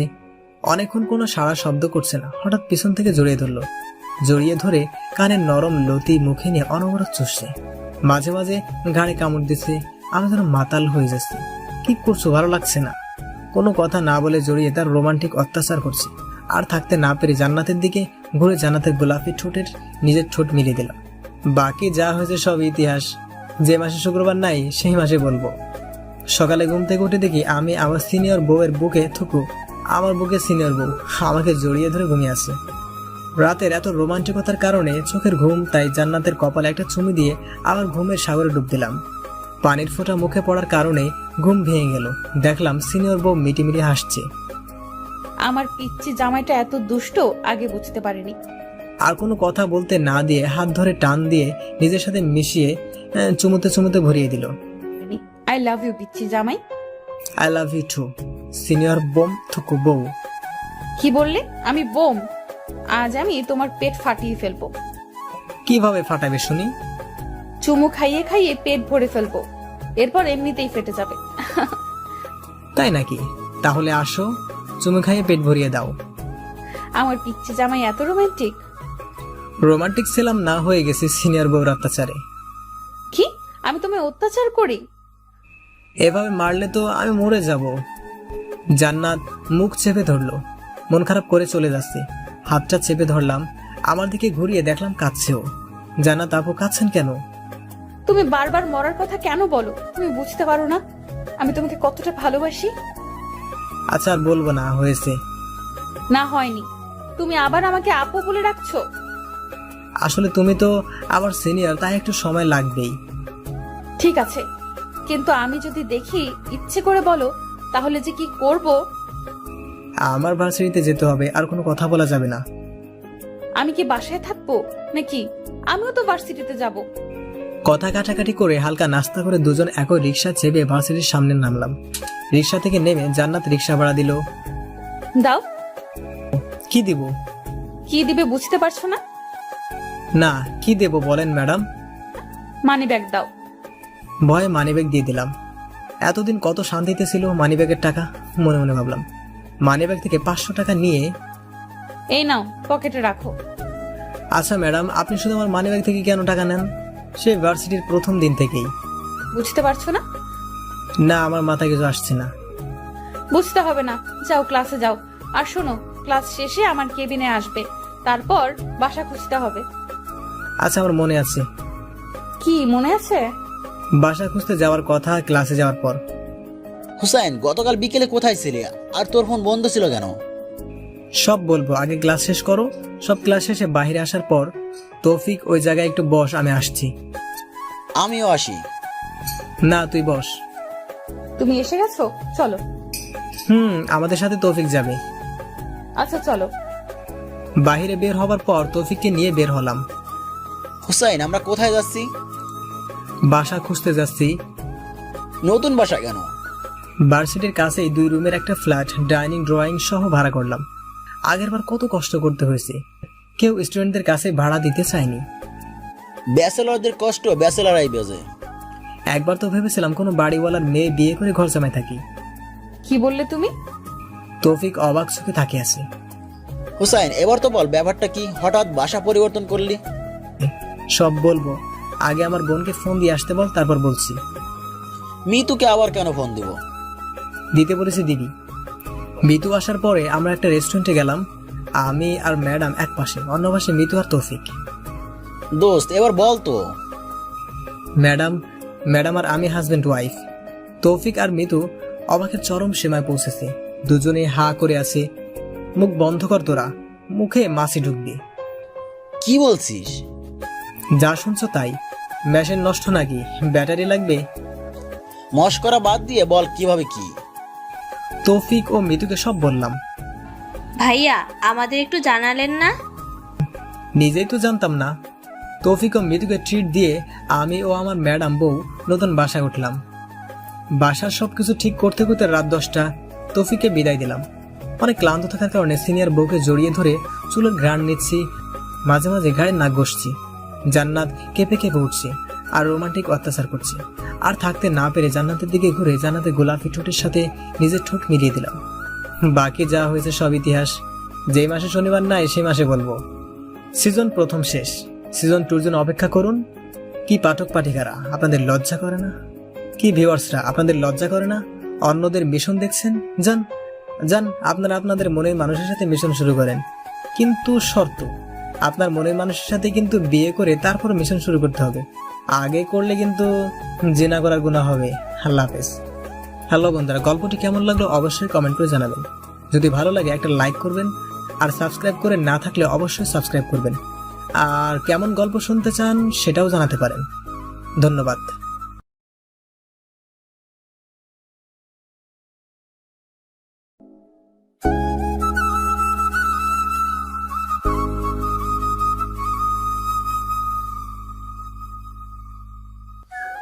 তিন বছর আগের কথা। ভাইয়া আমাদের একটু জানালেন না?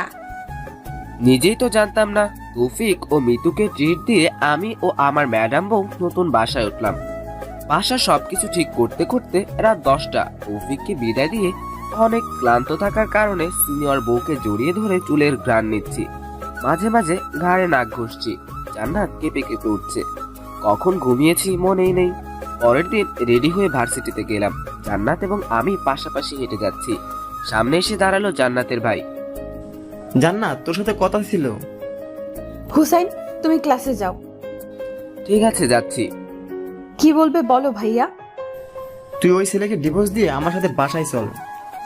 তা কখনোই সম্ভব না, কারণ হুসাইন আমার হাজবেন্ড।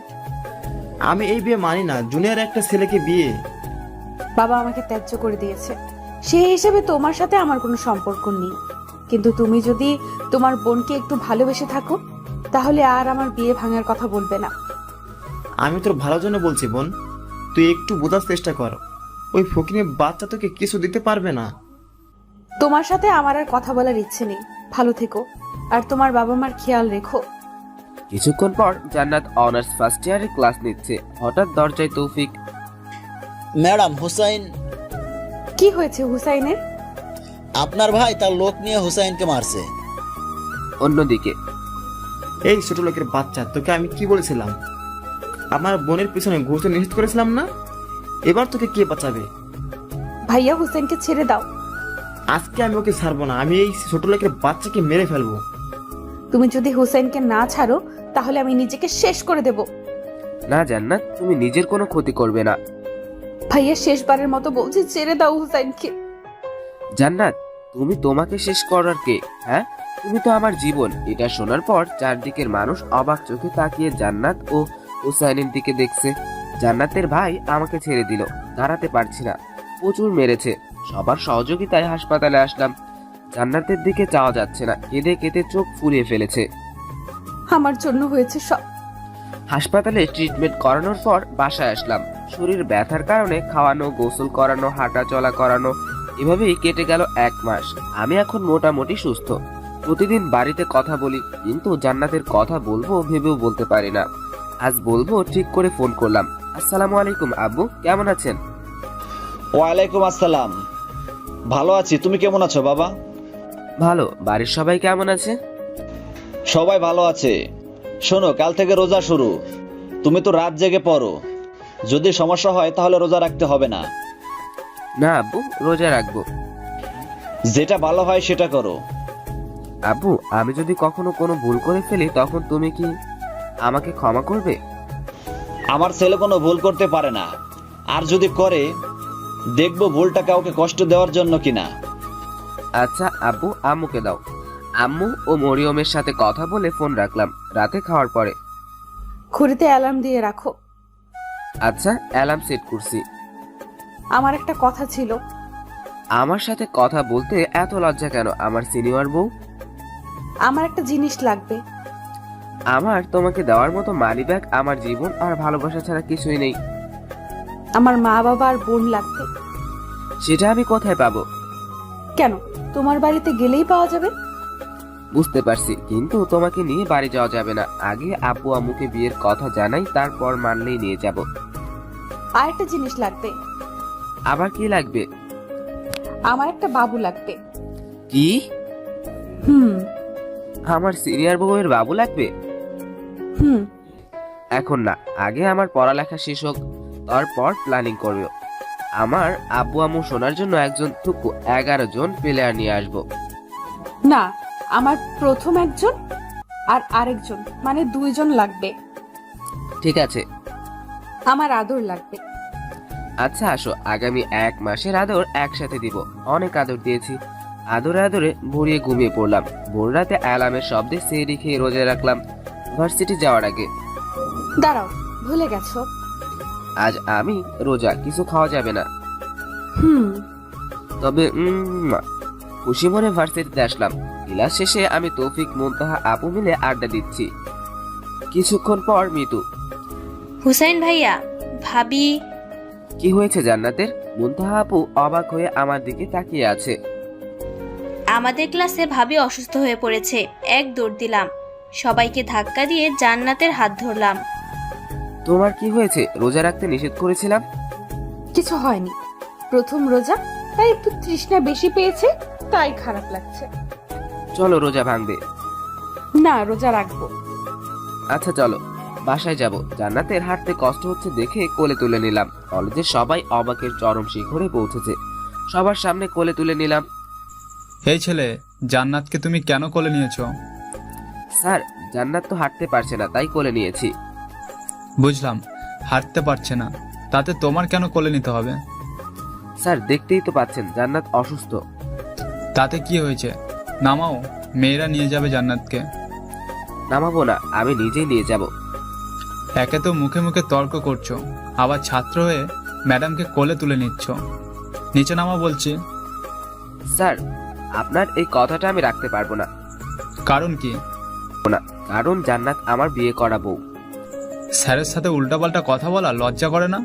বেয়াদব জানি কোথাকার। স্যার, আমরা আসলেই হাজবেন্ড ওয়াইফ। এই ছেলে, তুমি কানাকে হাইকোর্ট দেখাইতেছো? জান্নাত আমার বন্ধুর মেয়ে, ওর বিয়ে হয়েছে, আর আমি জানবো না? স্যার, বিশ্বাস করুন, আমাদের বিয়ে হয়েছে।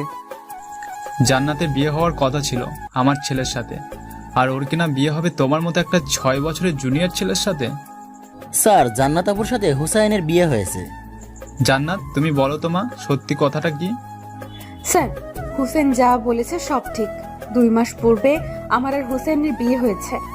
তোমার বাবা জানে এসব? হ্যাঁ, সবকিছুই জানে। ঠিক আছে, তোমরা যাও, আমি তোমার বাবার সাথে কথা বলে নেব। জান্নাতকে কোলে করে ইউনিভার্সিটি থেকে বের হয়ে যাচ্ছি। ক্যাম্পাসে সিনিয়র জুনিয়র ছেলেদের মুখে বাংলার পাঁচ হয়ে গেছে, কেননা সবার ক্রাশ এখন আমার কোলে। আমার এক পা এখন ছাদে, আর এক পা মঙ্গল গ্রহে আনন্দে। কোলে করেই সিনিয়র বউকে ভার্সিটির গেট দিয়ে বের হচ্ছি, কিন্তু লজ্জাবতী বউ আমার বুকে মাথা লুকিয়ে আছে। রিক্সা করে বাসায় আসলাম। বাসায় আসার পরে জান্নাতকে খাটে রাখলাম। এখন ম্যাডামের শরীর কেমন লাগছে? এই, তুমি আমাকে ম্যাডাম কেন বলছো? আমরা তো ভার্সিটিতে না। আচ্ছা, এখন কেমন লাগছে? আমার পিচ্চি বর আমার পাশে থাকলে আমার সব কিছুই ভালো হয়ে যাবে। নামাজ পড়ে নাও, তারপর একটু ঘুমানোর চেষ্টা করো। তুমিও নামাজ পড়ে নাও। দুজনে নামাজ পড়ে আধশোয়া হয়ে খাটে হেলান দিলাম। তারপর সিনিয়র বউকে জড়িয়ে ধরে ঘুমিয়ে পড়লাম। ঘুম থেকে উঠে দেখি আধুরি বউ আমার গুটিসুটি মেরে আমার কোলের মধ্যে আমাকে জড়িয়ে ধরে ঘুমিয়ে আছে।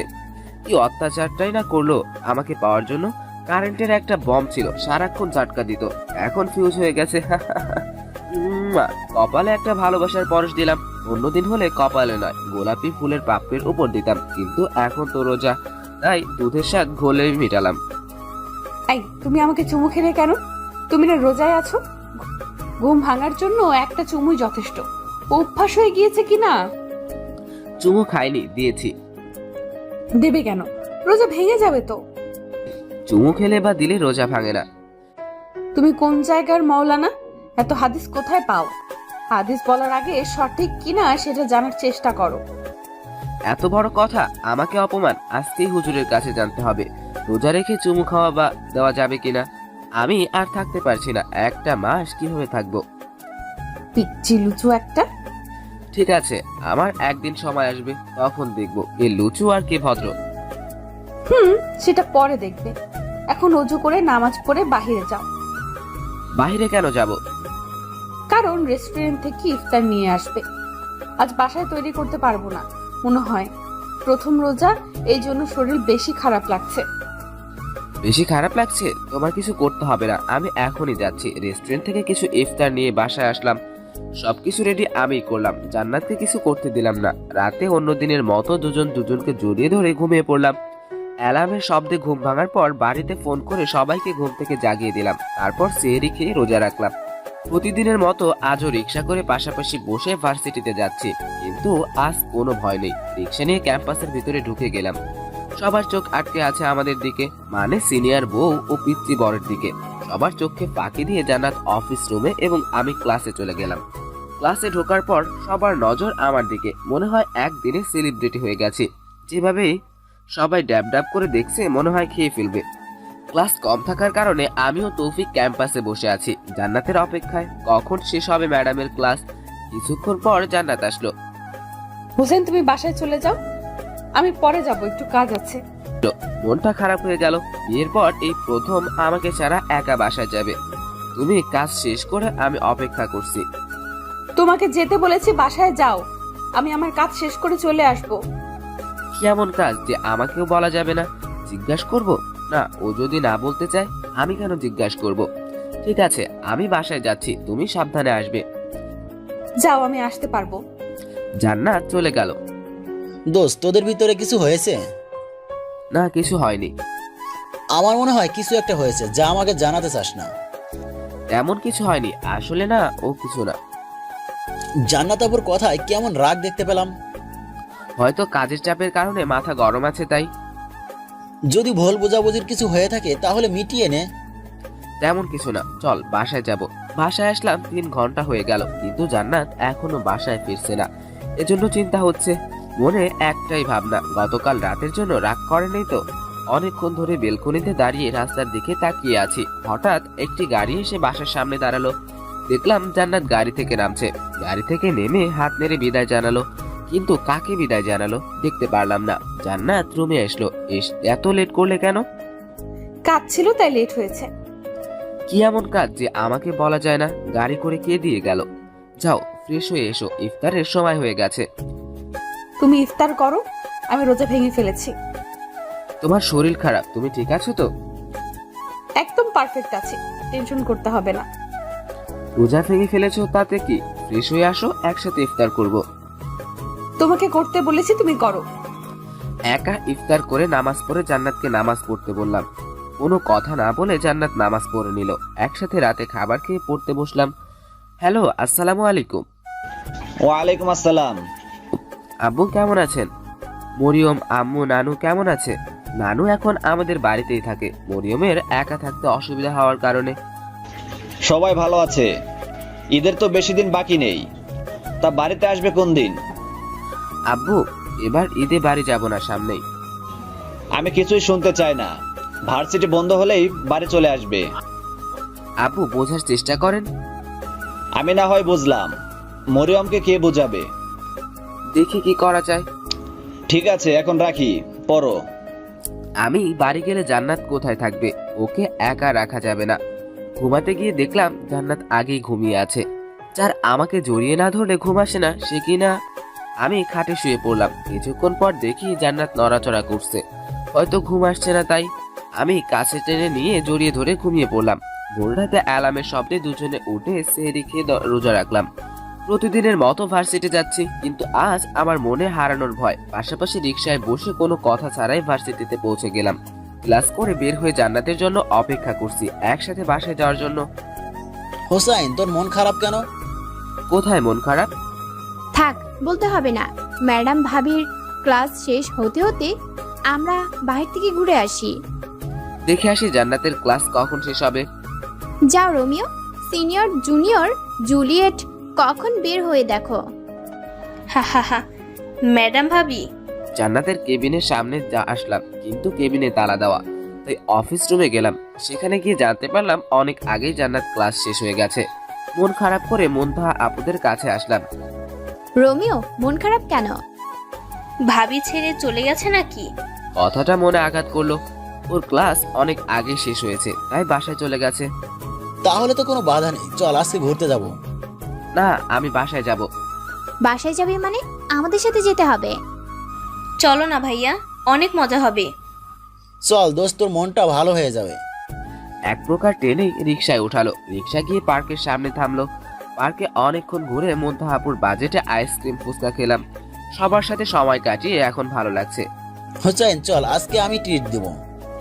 কিসের ট্রিট? পাওনা ট্রিট, এখন বুঝবে না? পাশের কফি শপে চোখ পড়লো। জান্নাত একটি ছেলের সাথে বসে আছে। ছেলেটাকে চেনা চেনা লাগছে। হ্যাঁ, মনে পড়েছে, এটাই সেই ছেলে যে আমাকে ফলো করতো অনেকদিন যাবত, এখন ফলো করে না। জান্নাতের সাথে ছেলেটাকে যাতে তৌফিক, মিতু, মুনতাহা আপু না দেখে অন্যদিকে নেওয়ার জন্য মনে হাজারো কষ্ট জমা রেখে, তৌফিক তুই এত কিপটা কেন? কিপটা মানে? তুই তো জানিস আমরা তোর মতো রাক্ষস না। আমি রাক্ষস? এত কিছু খাওয়ার পরে তোর ট্রিটের কিছু খেতে পারবো না। খেতে হলে আমাদের রাক্ষস এবং রাক্ষসী হতে হবে। ট্রিটের কথা আগে বললেই পারতো, তাহলে কম খেতাম। খরচ কমানোর জন্য শেষ পর্যন্ত দুর্নীতি করলি? যা করলি তা তো গ্রামের বিয়ের সাথে মিলে যায়। তুই এত কিপটা, তোকে আমার বন্ধু বলতেও আনন্দ লাগে, থুকু কষ্ট লাগে। হুসাইন, গ্রামের বিয়ের সাথে কি মিলে যায়? আর বলো না আপু, গ্রামের বিয়েতে বরপক্ষ আসলে বিভিন্ন প্রকার শরবত খাইয়ে পেট ভরিয়ে ফেলে, তারপর বরপক্ষ কিছুই খেতে পারে না। ভাইয়া কি কি শরবত খাওয়াই? যেমন রবজা, লেবু শরবত, ইসুপগুলি, শেষে ট্যাঙের টুকু হলুদের শরবত খাওয়ায়। আজ তৌফিক সেই রকম করলো। শালা কিপটুস। মনের হাহাকার দূর করার জন্য কথার ভিতর ডুবে থাকতে চাইছি, কিন্তু মন তো মানে না। রেডি থাকো। শালা, তোর জন্য আমার হলুদের শরবত খেতে হবে? তুই আমার দোস্ত নাকি দুশ্মন? আমি আবার কি করলাম? শালা, তুই যে বুদ্ধি দিলি তা মিতু ডায়েরিতে লিখে রাখবে, যাতে ভুলে না যায়। তারপর বিয়ের সময় আমাকে হলুদের শরবত খাওয়াবে। টেনশন করিস না, তোর মতো কিপটুসুর সাথে আমার বোনের বিয়ে দিব না। তাহলে ট্রিটের কি হবে? তোর তুলে রাখা ট্রিট এবার পকেটে রাখ, আমরা বাসায় যাই। মুনতাহা আপু চলো। চোখের পলক পড়লেই দেখছি জান্নাত একটা ছেলের সাথে বসে আছে। এই জায়গায় বেশিক্ষণ থাকলে মনের কান্না চোখে চলে আসবে, তাই পালিয়ে বাসায় যাচ্ছি। সন্ধ্যা পেরিয়ে রাত হয়ে গেছে, এখনো তো বাসায় যাই, তাছাড়া জান্নাত টেনশন করবে। ঠিক আছে, সাবধানে। বাসায় আসতে আসতে 8:30 বেজে গেছে। জান্নাত এখনো বাসায় আসেনি। আমি কোনো ভুল করলাম না তো? জান্নাত আমাকে অ্যাভয়েড করছে কেন? নিজের অজান্তেই চোখে জলে বুক ভিজে যাচ্ছে। অনেকক্ষণ যাবৎ বেলকনিতে দাঁড়িয়ে আছি। জান্নাতের করা অত্যাচারগুলো মনে করছি। না, ওগুলো কোনো অত্যাচার ছিল না, ওগুলো তো ভালোবাসা। এখন কেন ভালোবাসার কোন ছুটি নেই? তবে কি জান্নাত অন্য কাউকে ভালোবাসে? গাড়ির হর্নের শব্দে ভাবনার জগৎ থেকে বের হয়ে নিচে তাকালাম। গতকালের মতো আজও জান্নাতকে বাসার সামনে নামিয়ে দিল। আজ গাড়ির লোকটা বাহিরে বের হয়ে বিদায় জানালো। লোকটি অন্য কেউ নয়, কফি শপের ছেলেটা। কলিং বলে শব্দে দরজা খুলে দিয়ে ওয়াশরুমে গেলাম, যাতে জান্নাতের চোখের পানি দেখতে না পায়। ওয়াশরুম থেকে বের হয়ে, জান্নাত তোমার এত লেট হলো কেন? কাজ ছিল তাই লেট হয়েছে। কি এমন কাজ যে এত রাত হলো? ভার্সিটিতে কাজ ছিল। ওহ, শেষ পর্যন্ত আমার সাথে মিথ্যে কথা বললো। আমার ভালোবাসার কোনো মূল্য নেই তোমার কাছে? না চাইতেও তোমাকে আমি অনেক ভালোবাসি। তোমার একটা মিথ্যে কথা আমার হৃদয়ে রক্তক্ষরণ শুরু করলো। মন খারাপ থাকা সত্ত্বেও দুজন মিলে রান্না করলাম। রান্না শেষে আমি রুমে এসে শুয়ে পড়লাম। হুসাইন, খেতে আসো। খাবো না, ক্ষুধা নেই। কেন, তোমার শরীর খারাপ নয় তো? না, ঠিক আছে। আমার মনে তো ভালোবাসার ক্ষুধা, অন্যদিন হলে জোর করে খাইয়ে দিত, কিন্তু আজ কেন? ভাবনায় সেদ ঘটিয়ে জান্নাত পিছন থেকে জড়িয়ে ধরে ঘুমিয়ে পড়লো। জড়িয়ে ধরে ঘুমানোর নেশা হয়ে গেছে, তাই কোনো কথা না বলে কষ্ট লুকিয়ে আমিও জান্নাতকে জড়িয়ে ধরলাম। অ্যালার্মের শব্দে ঘুম ভেঙে গেল। জান্নাত, উঠো জান্নাত। আর একটু। অন্যদিন হলে চুমো দিয়ে ঘুম ভাঙাতাম, কিন্তু আজ অনেক দ্বিধাদ্বন্দ্বের হাতছানি। ওঠো, বেশি সময় নেই। না দিলে উঠবো না। কি দিব? তুমি তো আমাকে আদর করার অধিকার কেড়ে নিচ্ছ। আমি তোমার খুনসুটি অনেক মিস করি। এখানে দিবে। কপালে ভালোবাসার পরশ দিলাম। ওখানে দিলে কেন? রমজান মাস শেষ হোক তারপর দিব। সেহরি খাচ্ছি, জান্নাত এটা সেটা উঠিয়ে দিচ্ছে, ভালোই লাগছে। অনেকদিন পর জান্নাতের কাছ থেকে কেয়ার পেয়ে মনে একটা প্রশ্ন আসছে, হঠাৎ এত কেয়ার কেন করছে? না আর না, আমি কেন জান্নাতকে সন্দেহ করছি? ও ওর মতো স্বাধীনভাবে চলুক, আমি কেন ওর স্বাধীনতায় সন্দেহের বীজ বপন করব? আমি তো জান্নাতকে ভালোবাসি, এখন থেকে যা করতে চাই তাই করতে দিব। সেহরি খেয়ে নামাজ পড়ে ঘুমিয়ে পড়লাম। প্রতিদিনের মতো আজও ভার্সিটিতে যাচ্ছি, কিন্তু আজ জান্নাত আমার হাত আঁকড়ে ধরে আছে। ভার্সিটিতে আসার পর হাত ছেড়ে দিয়ে ক্লাস শেষে অপেক্ষা করতে বলে চলে গেল। ক্লাস শেষে অনেকক্ষণ অপেক্ষা করছি, কিন্তু জান্নাত আসার নাম নেই। বিরক্ত হয়ে জান্নাতের কেবিনের সামনে গেলাম। কে একজন ভিতরে আছে, যার সাথে হেসে হেসে কথা বলছে। তুমি নাকি পিসি ছেলেকে বিয়ে করছো? হ্যাঁ করেছি, তাতে কি? তোমার তো আমার সাথে বিয়ে হওয়ার কথা ছিল। ছিল, কিন্তু এখন সম্ভব না। কেন সম্ভব না? চাইলেই হয়। তুমি ওই ছেলেকে ডিভোর্স দিয়ে আমাকে বিয়ে করো। জান্নাত চুপ করে আছে, তাহলে কি মৌনতা সম্মতির লক্ষণ? কেবিনের বাহিরে ছায়া দেখে সেদিকে তাকিয়ে চুপ করে আছে। বাইরে কে? ম্যাডাম আমি। ঠিক আছে, অপেক্ষা করো। জান্নাত ওই লোকটির সামনে আমার পরিচয় কেন দিল না? আমি কি এতটাই অযোগ্য? এমনিতেই টেনশন, তার উপরে মাথা ব্যথা, মাথা ঘুরছে, চোখে ঝাপসা দেখছি। একটা শব্দ হলো, আমি নিচে পড়ে যাওয়ার শব্দ। চোখ খুলে নিজেকে বাসায় আবিষ্কার করলাম। জান্নাত মাথার কাছে বসেছিল। তোমার শরীর এখন কেমন লাগছে? আমার কি হয়েছিল? তুমি ভার্সিটিতে মাথা ঘুরে পড়ে গিয়েছিলে। ওহ, কি হয়েছিল তখন? একটু মাথা ব্যথা করছিল, তাই হয়তো পড়ে গিয়েছি।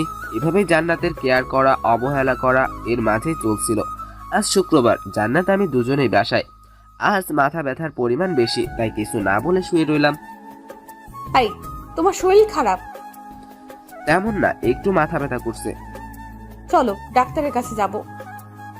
ডাক্তারের কাছে যাওয়ার পর ডাক্তার বলল অতিরিক্ত টেনশন এবং ডিপ্রেশনের কারণে মাথা ব্যথা করছে। কিছু ওষুধ দিল, সাথে চশমা দিয়ে চাশমিশ বানিয়ে দিল। বাসায় আসার পর রেস্ট নিলাম। বিকেলে শরীর মোটামুটি সুস্থ। হুসাইন, আমি একটু বাইরে গেলাম। আচ্ছা যাও, তবে সন্ধ্যার আগে চলে আসবে। আসবো? হায় রে দুনিয়া, যে মেয়ে আমাকে ভালোবেসে বাবা মাকে ছেড়ে চলে আসতো, সেই কিনা সব ভুলে যাচ্ছে। সন্ধ্যার পরে জান্নাত বাসায় আসতো, কিন্তু আজ অন্য দিনের চেয়ে খুশি। তোমাকে না বললাম সন্ধ্যার আগে বাসায় আসতে? তুমি সন্ধ্যার পরে আসছো, কারণ কি? আসলে একটু লেট হয়ে গেছে, আর হবে না। এই প্রথম জান্নাতকে ধমক দিলাম। তুমি কি চাও তোমাকে প্রতিদিন ধমক দেই? জান্নাত মাথা নিচু করে আছে, চোখ দিয়ে টপ টপ পানি পড়ছে। সবকিছু নিয়ম কানুন থাকা দরকার, এটা ভেবে দুপুরে সিদ্ধান্ত নিয়েছি জান্নাতকে শাসন করতে হবে, যাতে জান্নাতকে হারাতে না হয়। রাতে জান্নাতকে ডেকে নিজে হাতে খাইয়ে দিলাম এবং আমি খেলাম। রাতে ঘুমানোর সময় আমি নিচ থেকে জান্নাতকে কাছে টেনে জড়িয়ে ধরে চুলের ঘ্রাণ নিয়ে ঘুমিয়ে পড়লাম। সকালে রিকশায় ভার্সিটিতে যাচ্ছি। এখন থেকে ক্লাস শেষ হলে তাড়াতাড়ি বাসায় চলে যাব, ঠিক আছে? ধমক খাওয়ার পর ছোট ছোট শব্দে কথা বলে, মাঝে মাঝে অ্যাপ্লাই করতে হবে। ক্লাস শেষে ক্যাম্পাসে অপেক্ষা করছি, কিন্তু ম্যাডামের আসার নাম নাই। তাই পিয়ন দিয়ে জান্নাতের কেবিনে খুলে সেখানে বসলাম। সবাই জানে আমি জান্নাতের হাজবেন্ড, তাই সুযোগ কাজে লাগালাম। কিছুক্ষণ পর জান্নাত আসলো, অবাক হয়ে আমার দিকে তাকিয়ে আছে। কি দেখছো? না কিছু না। হুসাইন, আমার সাথে একটা পার্টিতে যেতে হবে। ঠিক আছে, কখন যেতে হবে? জান্নাতের কোনো আবদার অপূর্ণ রাখি না, তাই রাজি হয়ে গেলাম। বিকেলে যাব। না, ইফতার করে তারপর। আচ্ছা। যথা সময়ে পার্টিতে উপস্থিত হলাম। রোজা থাকার কারণে ইফতার করে পার্টিতে যোগ দিলাম। পার্টিতে জান্নাতের পরিবার, প্রিন্সিপাল স্যারের পরিবার সবাই আছে। জান্নাতের বাবা এবং ভাইকে সালাম দিলাম, কিন্তু সালাম দিল না। মনে মনে একটু প্রশ্ন, এরা হিন্দু নয় তো? বর্তমানে হিন্দুদের সালাম দিলে তাও সালামের জবাব দেয়। হুসাইন, এই আমার ছেলে সাফিন। হ্যালো, আমি মোহাম্মদ আনোয়ার হোসেন। সাফিন, এই হলো জান্নাতের হাজবেন্ড।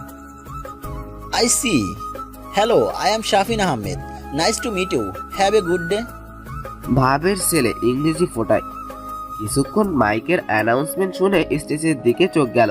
এঙ্গেজমেন্ট পার্টিতে সেই ছেলে যে আমাকে ফলো করত। আমার আত্মা বের হয়ে যাওয়ার অবস্থা। আজ আমি জান্নাতকে হারিয়ে ফেলবো না তো? জান্নাত সেই ছেলেটির পাশে দাঁড়িয়ে আছে। লেডিস অ্যান্ড জেন্টলম্যান, আজ আমার একমাত্র ছেলে আফিফ মাহমুদের সাথে আমার বন্ধুর মেয়ে জান্নাত জাহানের এঙ্গেজমেন্ট ঘোষণা করছি। হাই পৃথিবী, নিজের বউয়ের এঙ্গেজমেন্ট পার্টিতে আসলাম, তাও তার ইচ্ছায়। আগামী শুক্রবার বিয়ের আয়োজন করা হবে, আপনারা আমন্ত্রিত। পাশাপাশি বিয়ের কার্ড পৌঁছে দেওয়া হবে। কি করব আমি? জান্নাত খুব হাসি খুশি, সাথে জান্নাতের পরিবার। কি করে জান্নাত আমার সাথে ভালোবাসার অভিনয় করলো? জান্নাতের খুশির জন্য আমি সবকিছু করতে পারি। ও যদি চলে যায় আমি কোনো বাধা দিব না। প্রচুর কাঁদতে ইচ্ছা করছে, কাঁদলে নাকি কষ্ট হালকা হয়। মনের কান্না, মনের কষ্ট যদি কাউকে দেখাতে পারতাম তাহলে সবাই বুঝতো আমি জান্নাতকে কতটুকু ভালোবাসি। কিছুক্ষণ পর জান্নাত আসলো। তুমি কিছু খেয়েছো? না, কিছু খাবো না, আমার খিদে নেই। তোমার শরীর খারাপ লাগছে? বাসায় যাবে? না, আমি একদম ঠিক আছি, তবে বাসায় যাব। এত কেয়ার করো কিন্তু মনটা বুঝলে না, নাকি বোঝার চেষ্টাই করো না? একটু পর পার্টি শেষ হবে, তখন বাসায় যাব। আচ্ছা ঠিক আছে। রাতে আমি ঘুমানোর সময় একটা বালিশ নিয়ে অন্য রুমে যাচ্ছি। তাই তুমি কোথায় যাচ্ছ? পাশের বাসায় থুকু রুমে যাচ্ছি। আজ থেকে আমি ওই রুমেই ঘুমাবো। পাশের রুমে কেন? কোনো কেন নেই, আজ থেকে আমি ওই রুমেই থাকবো। অন্য রুমে চলে আসলাম। কিছুক্ষণ পরে জান্নাত আসলো। কিছু বলবে? আমি এখানে ঘুমাবো। কেন? কিছুদিন পরে তো চলেই যাবে। আমাকে ছাড়া ঘুমানোর অভ্যাস করো। আমি তোমাকে ছেড়ে কোথায় যাব? এত কিছু হওয়ার পরেও অভিনয় করছো? কে অভিনয় করছে? কেন? তুমি আমাকে বললেই আমি চলে যেতাম, তাহলে কেন এত অবহেলা, কেন এত অভিনয়? কি বলছো? কাঁদছো কেন?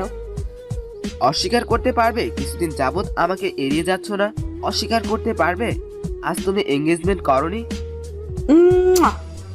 তুমি আসলেই আমার পিচ্চি বল, কিছুই বোঝো না। মানে? আমি কিছুই বুঝছি না। আজ কার সাথে কার এঙ্গেজমেন্ট হয়েছে? ওই ছেলেটা মানে আফিফ মাহমুদের সাথে তোমার? বোকা বাবু, এঙ্গেজমেন্ট হতে দেখেছো? না, তখন তো আমি বাইরে চলে আসি। অ্যানাউন্সমেন্ট শুনেছো কি বলেছে? এক বয়স্ক লোক বললেন আমার ছেলে আফিফ মাহমুদের সাথে আমার বন্ধুর মেয়ে জান্নাত জাহানের এঙ্গেজমেন্ট ঘোষণা করছি। তাহলে আমার সাথে এঙ্গেজমেন্ট কিভাবে হলো? তাই তো হয়েছে। আমার পুরো নাম কি? কেন? মোসাম্মদ জান্নাতুল মাওয়া। তাহলে এঙ্গেজমেন্ট হয়েছে কার সাথে? তোমার সাথে থুকু, জান্নাত জাহানের সাথে। বারবার থুকু, বারবার থুকু বলে মাফ পাবে? আজ তোমাকে ছাড়ছি না, আজ তোমাকে বোঝাবো আমি কি জিনিস। কামড় দিলে কেন? এটা আমাকে ভুল বোঝার শাস্তি। তাই বলে কামড় দিবে? দেখো রক্ত বের হচ্ছে। কিছুক্ষণ পরে ছেড়ে দিল, কিন্তু এখনো জান্নাত আমার উপরে শুয়ে আছে। আমাকে এত এড়িয়ে চললে কেন? কোথায় এড়িয়ে চললাম? এই যে রোজার শুরু থেকে। তাহলে শোনো, আফিফ আমার ফুফাতো ভাই, তোমার আমার বিয়েতে অনেক সহযোগিতা করেছে। তাই আমি জান্নাত জাহানের আফিফের সাথে মিলানোর জন্য আফিফের সাথে দেখা করতাম। তাছাড়া কি সহযোগিতা করেছে? যেমন তোমাকে ফলো করা, কি করো, কোথায় যাও, কোথায় থাকো ইত্যাদি, তোমাকে কিডন্যাপ করা। সবকিছুর পিছনে কলকাঠি তাহলে তুমিই নেড়েছো? তোমাকে পাওয়ার জন্য সব করতে পারি। বুঝলাম। এখন বলো তোমার তাছাড়াটা কি? তাছাড়া রোজার পর থেকে আমার পিচ্চি বরটা একটুও আমার সাথে বউ বউ খেলেনি, একটুও আদর করেনি। তাহলে আসো একটু আদর করি। তুমি তো বললে রোজার ভেতরে। হুজুরের সাথে আমি দেখা করে সবকিছু জেনেছি। রাতে আদর করলে কোনো অসুবিধা নেই। তারপর যা হলো ইতিহাস। যেই সপ্তাহে শুক্রবার নেই সেই সপ্তাহে ইতিহাস বলল। সকালে হোসাইন ওঠো, আর কত ঘুমাবে? রাতে তো একটুও ঘুমাতে দাওনি, এখন একটু ঘুমাই। পরে ঘুমাও, আপু ফোন করেছে। এত সকালে আব্বুর ফোন? আল্লাহ জানে আবার কি হলো। আগে কথা বলো। হ্যালো, আসসালামু আলাইকুম। ওয়ালাইকুম আসসালাম। আব্বু কেমন আছেন? বাড়ির সবাই কেমন আছে? সবাই ভালো আছে। তা তুমি আসবে কোন দিন? 3 দিন পর ভার্সিটি বন্ধ হয়ে যাবে, তার পরের দিন রওনা করব। সাবধানে এসো। ঠিক আছে আব্বু। আর একটা কথা, তাড়াহুড়া করবে না। সময়ের চেয়ে জীবনের মূল্য অনেক বেশি। আচ্ছা আব্বু, রাখি, আল্লাহ হাফিজ। পাশে বসে জান্নাত সব কথা শুনছিল। তুমি বাড়ি গেলে আমি থাকবো কিভাবে? কেন একা থাকবে? তা না হলে আফিফ ভাই তো আছে, টুকু। আবার থুক্কু? আজ তোমার থুক্কুর বংশ নির্বংশ করব। কিন্তু আমি রোজা, কোনো রোমান্স করতে পারবো না। তবে মার বন্ধ করলে তোমাকে আমার সাথে বাড়ি নিয়ে যেতে পারি। সত্যি বলছো? কপালের ভালোবাসার পরশ এঁকে দিলাম। আব্বু আম্মু বাড়ির সবাই কি মেনে নেবে? প্রথমে একটু রাগ করবে, কিন্তু পরে ঠিক মেনে নিবে। তাই যেন হয়, আমার ভয় করছে। কোনো ভয় নেই, আমি পাশে আছি তো। ভার্সিটি আসতে যেতে 2 দিন কেটে গেল। আজ ভার্সিটি ছুটি হবে, রিকশায় যাচ্ছি। ক্লাস শেষে সোজা আমার কেবিনে চলে আসবে। এত জরুরি তলব কেন? তোমাকে নিয়ে এক জায়গায় যাব। ক্লাস শেষে পিয়ন দিয়ে জান্নাতের কেবিন খুলে বসে আছি। কিছুক্ষণ পর জান্নাত আসলো। চলো এখন যাওয়া যাক। তা কোথায় যাওয়া হচ্ছে? বাহিরে যাব। আমার সাথে যাওয়া যাবে? আজ না, শাফিন আমাদের জরুরি কাজ আছে। ঠিক আছে। হোসেন চলো, লেট হয়ে যাচ্ছে। অনেক খুশি কফিল টুকু শাফিনের সামনে আমাকে গুরুত্ব দেওয়ার জন্য। চলো যাই। ভার্সিটির গেট থেকে বের হয়ে জান্নাতের বলা জায়গায়, মানে একটা শপিং মলের সামনে আসলাম। আব্বু আম্মু মরিয়ম নানুর সাথে জান্নাত ও নিজের জন্য শপিং করলাম। এবার চলো, অনেক কিছু কিনলাম। সবার জন্য আরো শপিং করব। আরো আমার কাছে বেশি টাকা নেই অবশিষ্ট। তাতে কি, আমি দেব। তুমি টাকা পাবে কোথায়? তোমার সিনিয়র বউ ভার্সিটির ম্যাডাম, তা ভুলে যাচ্ছ? তোমার থেকে আমি টাকা নিব না। আমার সব কিছুই তোমার। নেবে না মানে নিতে হবে। শেষ পর্যন্ত প্রত্যেকের জন্য 2টা করে সেট শপিং করলো। শপিং করে বাসায় আসলাম। রাতে খেয়ে শুয়ে পড়লাম। পরের দিন বিকেলে বাসে করে বাসায় যাচ্ছি। অনেক দিনের স্বপ্ন ছিল বউয়ের সাথে বাসের সিটে বসে রোমান্স করতে করতে বাড়ি যাব। মধ্যরাতে ঝড় বৃষ্টি শুরু হলো। জান্নাত ভয়ে আমাকে জড়িয়ে ধরে কাঁপছে। মরণের ভয় সকলের আছে, তাই সময়ের কাজ সময় করুন, মানে ইবাদত। সকাল 7টার সময় বাদ মেহেরপুর পৌঁছালো। বাস থেকে নামতে 7:30। বাইরে এসে একটা অটো রিজার্ভ করলাম। নতুন বউ বলে কথা। অটোতে ওঠার পর, হুসাইন, আব্বু আম্মু আমাকে মেনে নেবে তো? আমার সিনিয়র বউ দেখতে কোনো দিক দিয়ে অসুন্দর যে অপছন্দ করবে? আমি একদম সুন্দর না। আগে বাড়ি যাই, তারপর দেখা যাবে। বাড়ি আসার পরে সবার মুখে একটাই প্রশ্ন, আমার সাথে মেয়েটিকে। আমার উত্তর পরে বলবো। এখন বাসায় যাই। বাসার গেট খোলা থাকার কারণে ভিতরে ঢুকলাম। ভাইয়া, আম্মু, ভাইয়া এসেছে। আব্বু আম্মু নানু কোথায়? আব্বু বাহিরে গেছে, আম্মু রান্নাঘরে, আর নানু আমার রুমে। বড় বাঁচা বাজলাম সরাসরি অ্যাটাক থেকে। ভাইয়া, ইনি কে? আমি তোমার ভাবি। ভাবি? আমার নানা ভাই আসছে। হ্যাঁ নানু, তুমি কেমন আছো? আমি ভালো আছি। তা মেয়েটা কে? তোমার সতীন। কি, আমাদের না জানিয়ে বিয়ে করে ফেললি? নানা ভাই কে বিয়ে করেছে মা? কে আবার? তোর গুণধর ছেলে হুসেন। মা যা বলছে তা কি ঠিক? আম্মু আসলে আমাদের জানাইলেই তো পারতি, আমরা কি তোর অমতে কিছু করতাম? আম্মু, সব দোষ আমার। আমি জোর করে হুসেনকে বিয়ে করেছি। মরিয়ম, এই মরিয়ম। হ্যাঁ হ্যাঁ নানু। আমার সতীনকে নিয়ে হুসাইনের রুমে যা। ভাবি, আসো আমার সাথে। জান্নাতকে নিয়ে মরিয়ম ভিতরে গেল। হুসেন, আমরা না হয় মেনে নিলাম, কিন্তু তোর আব্বু? শোনো, ছেলে একটা ভুল করে ফেলেছে। কি ভুল করেছো? বাবা, মাথা গরম করো না, ঠান্ডা মাথায় শুনো। কি ভুল করেছো সেটা তো শুনি, তারপর মাথা গরম থাকবে না ঠান্ডা থাকবে দেখবো। হুসাইন, কতক্ষণ যাবত দেখছে হুসাইন ভুল সবার মাথায় চলছে। হুসাইন বিয়ে করে বউ নিয়ে বাড়ি আসছে। কি? একটু শান্ত হয়ে ঠান্ডা মাথায় আগে কথাগুলো শুনো। কি আর শোনার বাকি আছে? যে ছেলে কাউকে না জানিয়ে বিয়ে করে, সে ছেলেকে আজই আমার বাড়ি থেকে বের করে দেব। এতে হুসাইনের কোনো দোষ নেই। মেয়েটি হুসাইনের থেকে 6 বছরের বড়। তারপর নানু আব্বুকে সব ঘটনা বিস্তারিতভাবে বলল, আমি যেভাবে বলেছি।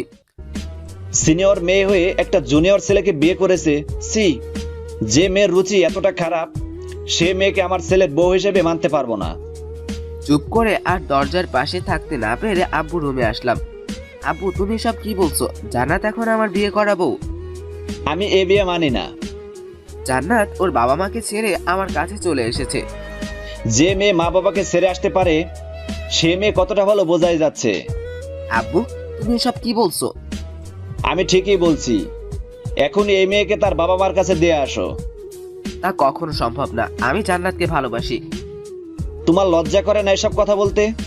তাও আবার একটি সিনিয়র মেয়েকে নিয়ে, যে কিনা তোমার থেকে 6 বছরের বড়। করে না লজ্জা, কারণ জান্নাত আমার বিয়ে করাবো।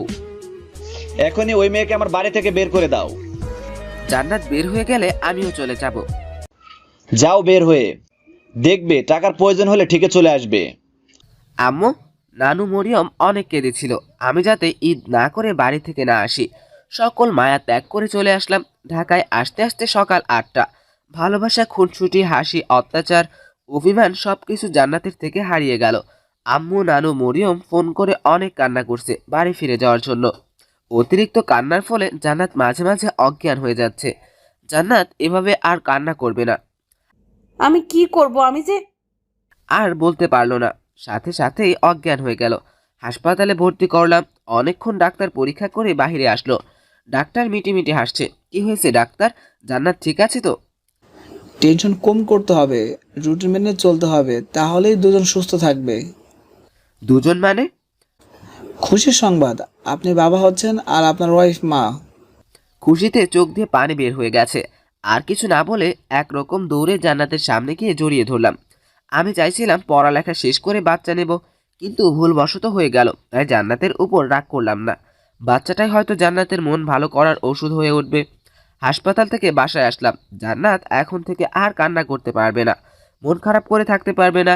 রুটিন অনুযায়ী চলতে হবে, নয়তো বাবুর ক্ষতি হবে। আমি বাবুর জন্য সব করব। ভালোবাসা, আদর, অনুভূতি, কেয়ার করতে করতে বাবু আসার সময় ঘনিয়ে আসলো। জান্নাতকে হাসপাতালে ভর্তি করা হলো। জান্নাতের ইচ্ছা ছিল জান্নাতের মা যেন ওর পাশে থাকে। পারলাম না। না পেল বাবা মার ভালোবাসা, না পেল শ্বশুর শাশুড়ির ভালোবাসা। সেই থেকে জান্নাত লুকিয়ে কাঁদে। আজ কান্নার গতি অনেক বেশি। সব মনে পড়ে গেছে হয়তো। জান্নাতের ছেলে হলো, আমি এখন পিতা হয়ে গেলাম। আর ওইদিকে তৌফিক আর মিতুর বিয়ে হয়ে গেছে। তাদের একটি মেয়ে হয়েছে, নাম তুলি, আর আমার ছেলের নাম মাসুম। এইভাবে 6 বছর পার হয়ে গেল, আর আমি একটি চাকরি পেয়েছি। মাসুমের সাথে দুষ্টুমি করছি। হঠাৎ জান্নাতের মোবাইলে কল আসলো। আমি কথা বলবো। হ্যালো। এটা জান্নাতের নাম্বার। হ্যাঁ, আম্মুর মোবাইল। তুমি কে? আমি জান্নাতের ভাই, তুমি কে? আমি মাসুম বাবু। তোমার আব্বুর কাছে দাও। আব্বু এই নাও। হুসাইন বলছি। কে বলছেন? আমি জান্নাতের ভাই বলছি। ওহ, আসসালামু আলাইকুম। ওয়ালাইকুম আসসালাম। হঠাৎ ফোন করলেন? আসলে আম্মু অসুস্থ, হাসপাতালে ভর্তি করা হয়েছে। আম্মু বারবার জান্নাতকে দেখতে চাইছে। এখন আমি কি করতে পারি? যখন জান্নাত অসুস্থ ছিল তখন আমি আপনার কাছে কতবার ফোন করেছি, আপনি কোনো সাড়া দেননি। এখন কেন আবার ফোন করেছেন? একটু বোঝার চেষ্টা করো, আম্মুর অবস্থা বেশি ভালো না। কোন হাসপাতালে আছে? তারপর হাসপাতালের নাম বলে ফোন রাখলো। এই, তোমার অফিস নাই? আছে তো, একটু পরেই যাব। আমার সাথে এক জায়গায় যেতে হবে, রেডি হও। আমার ভার্সিটি আছে। কাজ শেষে চলে যেও। জান্নাত ও মাসুমকে না জানিয়ে হাসপাতালে চলে আসলাম। আমরা হাসপাতালে কেন আসছি? এখানেই কাজ, ভিতরে চলো। কে অসুস্থ বলো? গেলেই দেখতে পারবে। আম্মুর কিছু হয়নি তো? জান্নাতের ভাই আসলো, কোনো কথা না বলে আমাদের একটি কেবিনে নিয়ে গেল। জান্নাত ওর আম্মুর দেখার পরে কান্নায় ভেঙে পড়লো। জান্নাতের দেখা দেখি মাসুম হাসপাতালে কান্নার দোকান খুলে বসলো। আমি এখন মহা বিপদে, কাকে রেখে কাকে সামলাবো? উপায় না পেয়ে মাসুমকে নিয়ে বাইরে আসলাম। কিছুক্ষণ পরে মাসুমের কান্না বন্ধ করে মাসুমকে নিয়ে ভিতরে গেলাম। ততক্ষণে জান্নাতের কান্না বন্ধ হয়েছে। জান্নাত, একটু শুনবে? একটু সাইডে এসো। বলো, কি বলবে? মাসুমকে নাও, আমার অফিস যেতে হবে। দাও। তুমি থাকো, আজ ভার্সিটিতে যেতে হবে না। ঠিক আছে, যাব না। তাহলে আমি আসি। কাউকে না বলে অফিসের জন্য বের হয়ে গেলাম। দুপুরে, হ্যালো জান্নাত। আমি মাসুম। তোমার আম্মু কোথায় বাবা? আম্মু রুমে। তুমি কোথায়? আমি আমার মামার সাথে। মামার সাথে? এরা আবার আমার থেকে জান্নাত ও বাবুকে দূরে সরিয়ে নিয়ে যাবে না তো? তোমার আম্মুর কাছে দাও। আম্মু, তোমার ফোন। আব্বু। বলো। তোমার আম্মুর অবস্থা এখন কেমন? এখন একটু বেটার, বিকেলে রিলিজ করবে। ঠিক আছে, বিকালে হাসপাতালে চলে আসবো, রাখি। হুম। বিকালে চলে আসলাম হাসপাতালে। ভিতরে গিয়ে দেখলাম সবাই আছে, তাই সালাম দিয়ে সোফায় বসলাম। সবাই কথা বলার চেষ্টা করছে, কিন্তু আমার মনে পিছনের তিক্ত অপমান। মাসুম আমার সাথে দুষ্টুমি করছে। জান্নাতের মা চুপি চুপি বলছে, আমার সাথে বাসায় চল মা। না, তা হয় না মা, যেখানে হোসেনের কোনো ছায়া নেই সেখানে যাব না। আমি জামাইয়ের সাথে কথা বলি। না, বলতে হবে না, আমরা আমাদের বাসায় যাব। সবাই হাসপাতাল থেকে বের হয়ে যাচ্ছে। সবাইকে এর গাড়িতে উঠিয়ে আমরা ফিরে আসছি। তখন হাতে টান অনুভব করলাম। ফিরে দেখি জান্নাতের আব্বু। বাবা, আমার মেয়ে আমাকে জীবনও ক্ষমা করবে না, তুমি অন্তত আমাকে ক্ষমা করে দাও। এখন বুঝতে পারছি সেদিন আমি কি ভুল করেছি। হুসাইন আব্বু একদম ঠিক বলেছে, তুমি আমাকেও আমার পরিবারকে ক্ষমা করে দাও। আমিও আমার পরিবার তোমাদের উপর অনেক অন্যায় করেছি। আমি চুপ করে জান্নাতের দিকে তাকিয়ে আসি। আমার নানা ভাইকে নিয়ে আমার বাসায় চলো, তোমার হাত জোর করে বলছি, আমাকে ক্ষমা করে দাও। এতক্ষণ জান্নাতের দিকে তাকিয়ে আছি। জান্নাতের চোখের পলক ফেলে সম্মতি দিল। যেতে পারি, তবে আমরা থাকতে পারবো না। গেলেই হবে, থাকতে হবে না। জান্নাতের চোখে আনন্দ পানি এসে পড়েছে। প্রথম শ্বশুর বাড়ি আসলাম, আদর আপ্যায়ন অনেক পেলাম। সব থেকে বেশি খুশি আমার মাসুম বাবুটা। জীবনে ভাবিনি এভাবে সব ঠিক হয়ে যাবে। সবার কাছ থেকে বিদায় নিয়ে বাসায় আসলাম। তখন রাত 10টা বেজে গেছে, ঘুমানোর সময়। এটা কি হলো? একটা সুন্দর দিন উপহার দেওয়ার জন্য পুরস্কার। আমি তো ভয় ছিলাম। কেন ভয় ছিলে? আমার মা বাবা ভাইকে হারানোর ভয়। এখন খুশি তো? হুম। তাই এত পুরস্কার? হুম। আমার হিতে হবে না, আরো লাগবে। নিষেধ করেছে কি? মৌনতা সম্মতির লক্ষণ। মহা উত্তেজনায় মেতে উঠলাম। আমরা দুই কপতি। ভালোবাসার স্পর্শে মেতে উঠল মনের গহীন গহ্বর। আজ যেন রোমান্টিকতার চরম সীমায় পৌঁছে যাব। এটাই বুঝি ভালোবাসার পূর্ণতা। দুজন জড়িয়ে আছি আষ্টে পৃষ্ঠে। এভাবেই চলছে ভালোবাসার আদর। একদিন শুক্রবার। জান্নাত আজ আমাদের বিয়ে বাড়ি যাব। কে আবার তোমার বিয়াই? কেন? তৌফিক। ও তো বিয়াই বলতে বলতে কান পচিয়ে ফেলছে। আমার কিউটের ডিব্বার জন্য ওই পোটকা মাছ বউ আমি আনবো না। আম্মু, বউ কি? তুমি বুঝবে না বাবা। আমার বউ লাগবে। কি বলে ছেলে? কেন, তোমার বউ আছে, আমারও লাগবে। আল্লাহ গো, রশি ফেলাও, আমি উঠা যাই। মাসুম বাবু এসব বলে না, তুমি বড় হলে বউ এনে দেব। আমি তো বড় হয়েছি। জান্নাত, খোন্তা কুড়াল সাপল যা আছে দাও। কেন, কি করবে? বাটিতে হবে? মাটি ফাঁক করো, ঢুকে যাব। এসব কি বলছো? দেখো তোমার ছেলে এখনই কি বলে, বড় হলে আরো কত কি বলবে আল্লাহ জানে। আমার মাসুম বাবু সব বুঝে, সিনিয়র জুনিয়র কম্বিনেশনে। থাক, আর বলতে হবে না। তোমার বাবু এক্সট্রা অর্ডিনারি, তাই তো? আব্বু, আমার বউ লাগবে। আগে বড় হও, তখন এনে দিব। কান্নার দোকান যাতে চালু না হয় এজন্য কথায় কান দিলাম। আমি বড় হয়েছি, দেখো। যখন পড়ালেখা করে চাকরি করবে তখন এনে দিব। ততদিন আমি কিভাবে থাকবো? দিলে তো সব নষ্ট করে। এবার থামাতে ঘাম ছুটে যাবে। যাও, তোমার বাবুকে ফিডার খাও। খাওয়াবই তো। আদরে আদরে একটা বাদর তৈরি করছে। অনেক কষ্টে বউ দেখতে যাওয়ার কথা বলে কান্না থামালাম। কিছুক্ষণ পর শ্বশুরের ফোন। না ভাই, আমি আজকে বউ দেখতে যাব। কার বউ দেখতে যাবে? কেন, আমার বউ। কি বলছো? তোমার আম্মুর কাছে যাও। আম্মু, না না, ভাই কথা বলবে। জান্নাত মাসুম এসব কি বলছে? কান্না থামানোর জন্য বলছি। ওহ, বাসায় আসিস, এখন রাখি। বিকেলে তৌফিকদের বাসায় গেলাম। আমার জামাই বাবাজি কেমন আছে? ভাই একটু ক্ষান্ত দে, না হয় আজই তোর মেয়েকে নিয়ে যাবে তোর পাগলা জামাই। ভিতরে গিয়ে বসলাম। সবাই কথা বলছে। তোহা তৌফিকের মেয়ে তুলির সাথে খেলছে। কিছুক্ষণ পর, আব্বু, আমার বউ কই? আমি তো বিষম খেলাম। বলে কি এই ছেলে এখনো মনে রেখেছে? মাসুম বাবু বড় হলে এনে দেব। শুরু হলো কান্নার শপিং মল। এতদিন কান্না কম ছিল, তাই কান্না থামিছে না। বউ দেখাবো, তবে 2টা শর্ত মানলে বউ দেখাবো। কি শর্ত? আমি মানবো। শর্ত না মানলে আল্লাহ পাপ দেবে। 1, আজকের পর আর বউ দেখার বায়না করবে না। 2, লেখাপড়া করার পরে বিয়ে করে বউ পাবে। রাজি তো? তুহা একবার আমার দিকে একবার জান্নাতের দিকে তাকাচ্ছে। তুলি তোমার বউ হবে। বড় হলে বলার দেরি তুলিকে জড়িয়ে ধরে এক গালে একটা চুমু অন্য গালে কামড় বসিয়ে দিল। তুলির কান্নাকে দেখে, তুলির কান্না দেখে মাসুমের কান্নার দোকান চালু। ভালোই মিলেছে, দুইটা কান্নার দোকান।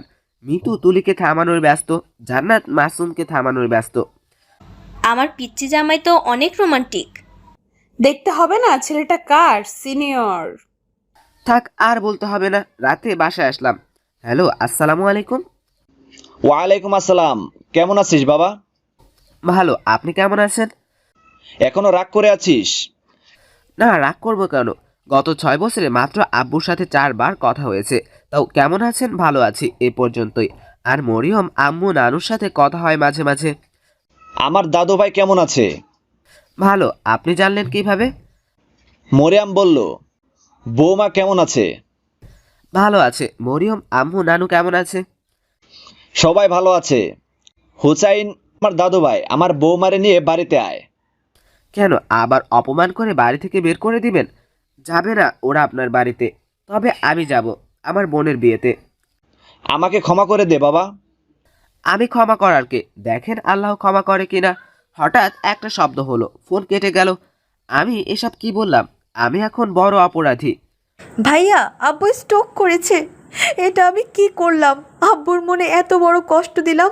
আল্লাহ আমাকে কখনো ক্ষমা করবে না।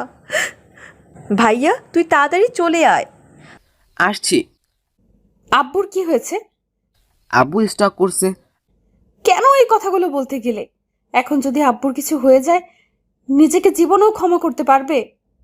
আব্বুর কিছু হবে না, তাড়াতাড়ি রেডি হও, বাড়ি যাব। বাসের টিকিট কেটে বাড়ি যাচ্ছি, পথ যেন শেষই হচ্ছে না। মরিয়মকে ফোন করলাম। মরিয়ম, আব্বুর এখন কি অবস্থা? হাসপাতালে ভর্তি করেছি, ডাক্তার দেখছে। রাখি। কিছুক্ষণ পরে আবার ফোন করলাম। এখন কি অবস্থা? এখন একটু ভালো, ডাক্তার ঘুম পাড়িয়ে রেখেছে। ঠিক আছে, ভালো থাকিস, আমি আসছি। সকাল 8টায় বাস থেকে নামলাম, রিক্সা নিয়ে হাসপাতালের সামনে আসলাম। ভাইয়া কেমন আছিস? ভাবি কেমন আছেন? মাসুম যাও, ফুপির কোলে যাও। মাসুম সারা রাত গাড়িতে ঘুমিয়েছে। মরিয়মের কোলে দিয়ে আমিও জান্নাত আব্বুর কাছে গেলাম। আব্বু বেডে হেলান দিয়ে বসে আছে। আমাকে দেখেই হু হু করে কেঁদে দিল। দৌড়ে গিয়ে জড়িয়ে ধরলাম। আব্বু, আমাকে ক্ষমা করে দেন। আমি গতকাল কি বলতে কি বলে ফেলেছি। আমাকে ক্ষমা করে দিস। আমি তোদের সাথে অনেক বড় অন্যায় করেছি। আব্বু এখন কথা কম বলেন, আবার অসুস্থ হয়ে যাবেন। আমাকে মাফ করে দিস মা। অসুস্থ হয়ে ভালো হয়েছে, তোদের তাড়াতাড়ি দেখতে পেলাম। বাহির থেকে এসে মরিয়ম মাসুমকে আব্বুর কোলে দিল। এই তোমার কথার মেশিন নাও। আমার দাদু ভাই কথায় মেশিন মানে? কোলে আসার পর থেকেই প্রশ্নের পর প্রশ্ন করেই যাচ্ছে। আব্বু মাসুমকে আদর করছে আর কান্না করছে। আব্বু আপনি কাঁদবেন না, তাহলে কিন্তু হাসপাতালে কান্নার দোকান বসবে। মানে? মানে আবার কি? তোমার গুণধর নাতি কান্না শুরু করে দিবে। সবাই একসাথে হেসে দিল। তারপর আব্বুর রিলিজ করিয়ে বাসায় আসলাম রাতে ঘুমানোর সময়। ভাইয়া, মাসুম আজকে আমার সাথে থাকো। ভুলেও না, ওর ঘুমানোর জন্য অনুমতি লাগে না, কিন্তু উঠলে আমাদের দুজনকে না দেখলে। কি করবে? কি আর করবে? 4-5টা কান্নার দোকান মিলিয়ে শপিং মল বানাবে আর সারা দিন জ্বালিয়ে মারবে। রাখো তোমাদের কথার মেশিন আর পানির ট্যাঙ্কি। তোমার ছেলে আসলেই এক্সট্রা অর্ডিনারি। দেখতে হবে না ছেলেটা কাদের, সিনিয়র জুনিয়র। থাক, আর গভীরে যাওয়ার প্রয়োজন নাই। সব কিছু মিটমাট কিন্তু আমার তোহা বাবুর জন্যই সম্ভব হলো। আসো আমরা এটা সেলিব্রেশন করি। এত রাতে কিভাবে সেলিব্রেশন হবে? কিভাবে আবার? রোমান্সের সাগরে ডুব দিয়ে। লুচু একটা। লুচু দেখাচ্ছি। লুচু কাকে বলে, কত প্রকার ও কি কি। এই মাসুম জেগে যাবে। আমার ছেলে সব বোঝে, তাই আমাদের ডিস্টার্ব করবে না। এক্সট্রা অর্ডিনারি ছেলে বলে কথা।